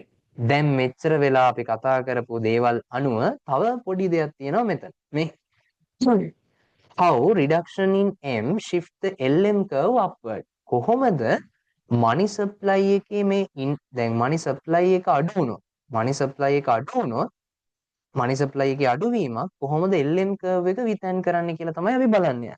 මේ බලන්නකෝ. දැන් මෙන්න මේ money demand curve එකයි money supply curve එකයිනේ මේ initially තිබිච්ච money demand curve එකයි money supply curve එකයිනේ මේ තියෙන්නේ. කලින්ම තිබිච්ච money demand and money supply curve. හරිද? දැන් මොකද වෙන්නේ? අපි මතකද මේ LM curve එක derive කරගද්දි කවුරුද වෙනස් වෙනවා කියලා ගත්තේ money supply එකද money demand එකද? ආදායම වෙනස් වීම නිසා money demand එක නේද වෙනස් වෙනවා කියලා ගත්තේ. ඒ අනුව නේද එක එක ආදායම් මට්ටම් වලදී කොච්චර interest rate එකක් තියෙනවද කියලා නේද අපි මෙන්න මේ LM curve එක derive කරගත්තේ. මෙන්න මේ LM curve එක derive කරගත්තේ එහෙම.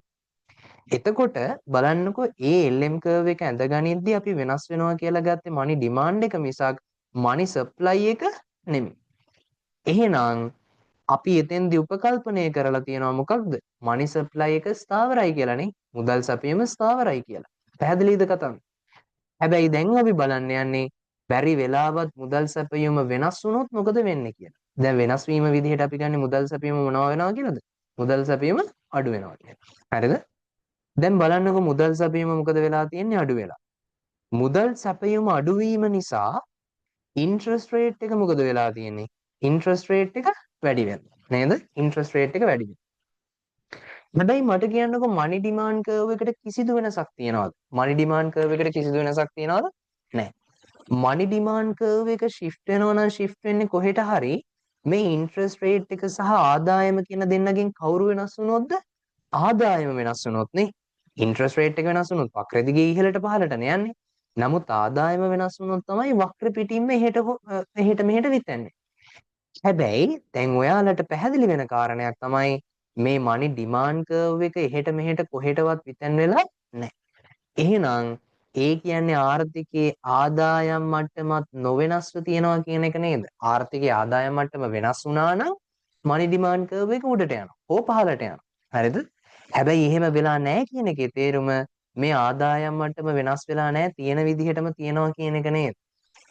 හැබැයි ඔයාලට පේනවද ආර්ථිකයේ ආදායම් මට්ටම ඒ විදිහටම නොවෙනස්ව තිබ්බට මෙන්න මේ money supply එක අඩුවීම නිසා මුදල් සැපයීම අඩුවීම නිසා අනේ interest rate එක නම් මොකද වෙලා තියෙන්නේ interest rate එක නම් වැඩි වෙලා. එහෙනම් y ස්ථාවරව තියෙද්දි interest rate එක මොකද වෙලා තියෙන්නේ වැඩි වෙලා. මේක සිද්ධ වෙලා තියෙන්නේ අර අපි මේ LM curve එක අඳිද්දි ස්ථාවරයි කියලා හිතපු මේ money supply එක වෙනස් වෙච්ච හින්දා නේද? එහෙනම් මොකද වෙන්නේ y නොවෙනස්ව තියෙද්දි දැන් මොකද වෙලා තියෙන්නේ interest rate එක වැඩි වෙලා. අපි බලමු මේ වගේ තත්ත්වයක් කොහොමද මේ වක්‍රයෙන් පෙන්වන්නේ කියලා. y නොවෙනස්ව තියෙන මොහොතක y1 වලදී interest rate එක හරියනම් r1. හැබැයි දැන් interest rate එක වැඩි වෙන්න ඕනේ y1 නොවෙනස්ව තියෙද්දි interest rate එක වැඩි වෙන්න. එහෙනම් දැන් LM curve එක පිටින්ම කොහෙට shift වෙනවද? ඉහළට shift වෙනවා. පැහැදිලිද දැන්? එහෙනම් ඔයාලට පේනවද monetary supply එකේ මූල්‍ය ප්‍රතිපත්තියේ යම්කිසි වෙනසක් සිද්ධ වුණොත් ඒක කෙලින්ම බලපාන්නේ කාටද? LM curve එකට. right. මම හිතනවා ඒක පැහැදිලි ඇති කියලා. right. හරි. අපි යමු ඊළඟ කොටසට. හරි. මේ බලන්නකෝ. The short run equilibrium. දැන් මොකද කරන්නේ?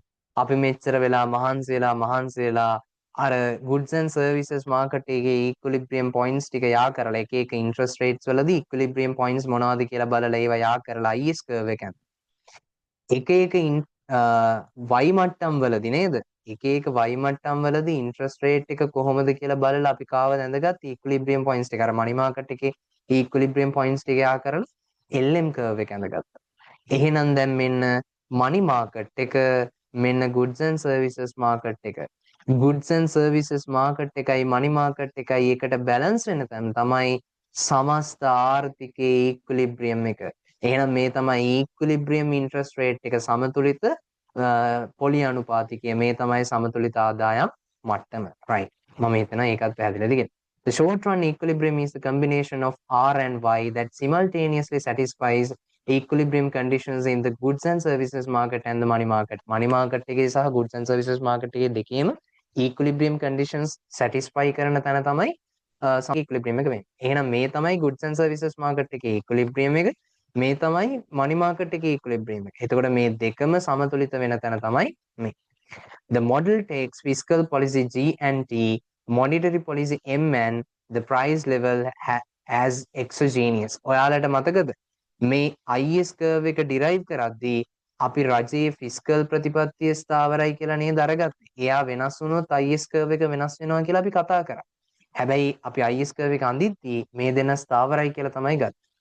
ඒ වගේම ඔයාලට මතකද මේ LM curve එක අඳිද්දී අපි monetary policy එක ස්ථාවරයි කියලා අරගෙන තමයි යන්නේ.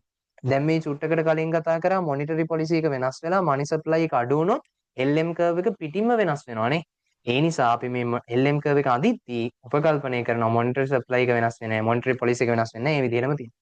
සහ ඔයාලට මතකද මෙතන price level එකත් අපි ගත්තා exogenous කියලානේ price level එකත් ස්ථාවරයි කියලා ගත්තා. right. එතකොට ඔන්න ඔය ටික තමයි මෙතන කියවෙන්නේ. right. මේ තමයි අපිට තියෙන අර දැන් මේ පාඩම් සමූහයක් එකට එකතු වෙලානේ තියෙන්නේ. මේ සමූහයම අර අපිට එක මිටකට අරගෙන තියෙනවා මෙතන. මේක අවබෝධ කරගන්න එක වැදගත්. මේ එතකොට අපිට link එක හදාගන්න පුළුවන්. The big picture. බලන්නකො මෙතන Keynesian cross model එක තමයි අපිට කවුරු හදාගන්න උදව් කරේ IS curve එක හදාගන්න. liquidity preference theory එක අර money demand and money supply එක තුලින් තමයි interest rate එක තීරණය වෙන්නේ කියලා කිව්ව theory එක. එයා තමයි අපිට LM curve එක හදාගන්න උදව් කරේ නේ. IS curve and LM curve එකේ දෙකේම එකතුවෙන් තමයි ISLM model එක හැදුනේ. දැන් ඊළඟට අපි බලනවා මේ ISLM model එක තුලින් කොහොමද aggregate demand curve එක derive වෙන්නේ. ඊට පස්සේ අපි අනිත් පැත්තෙන් කතා කරන දැනටමත් අපි කතා කරලා ඉවරයි aggregate supply එක ගැන නම්. aggregate supply curve එක ගැන නම් කතා කරලා ඉවරයිනේ. long run aggregate supply curve එක කොහොමද short run aggregate supply curve එක කොහොමද කියලා කතා කරලා ඉවරයි. හරිද? එහෙනම් ඒ අනුව දැන් aggregate demand එක ගැනත් කතා කරලා හවර වුණාම aggregate supply එක ගැනත් දැනට කතා කරලා ඉවරයි. දැන් අපිට පුළුවන් අවසානයේ model of aggregate supply and aggregate demand අර සමස්ත සමාහාර ඉල්ලුම් සැපීම් වක්‍ර ගැන කතා කරන්න පුළුවන්. ඊට පස්සේ ඔය ඔක්කොගේම අවසානයේදී අපිට මොකක්ද කරන්න පුළුවන්? explanations of the short run economic fluctuations මේ සියල්ල අවසානයේදී අපි මේ aggregate demand and aggregate supply model එක හරහා මොකද්ද පෙන්වන්න යන්නේ? ආර්ථිකයේ කෙටි කාලීන හැසිරීම තමයි පෙන්වන්න යන්නේ. right. ඔන්න ඕක තමයි මේ පාඩම් වල ගලා යාම. right. මේ පාඩම් වල ගලා යාම. එතකොට මේ ඉතුරු ටික yet to come මේ නිල් පාටින් දාලා තියෙන ටික කතා කරලා ඉවරයි. මෙන්න මෙතන ඉඳලා ටික අපිට බලන්න තියෙනවා. හරිද? බලලා අපි අවසානයේදී ඒ අතර තියෙන සම්බන්ධයත් ඒ විදිහට කතා කරමු. එහෙනම් thank you so much video එක බලුවට. අපි ඊළඟ වීඩියෝ එකකින් හම්බෙමු.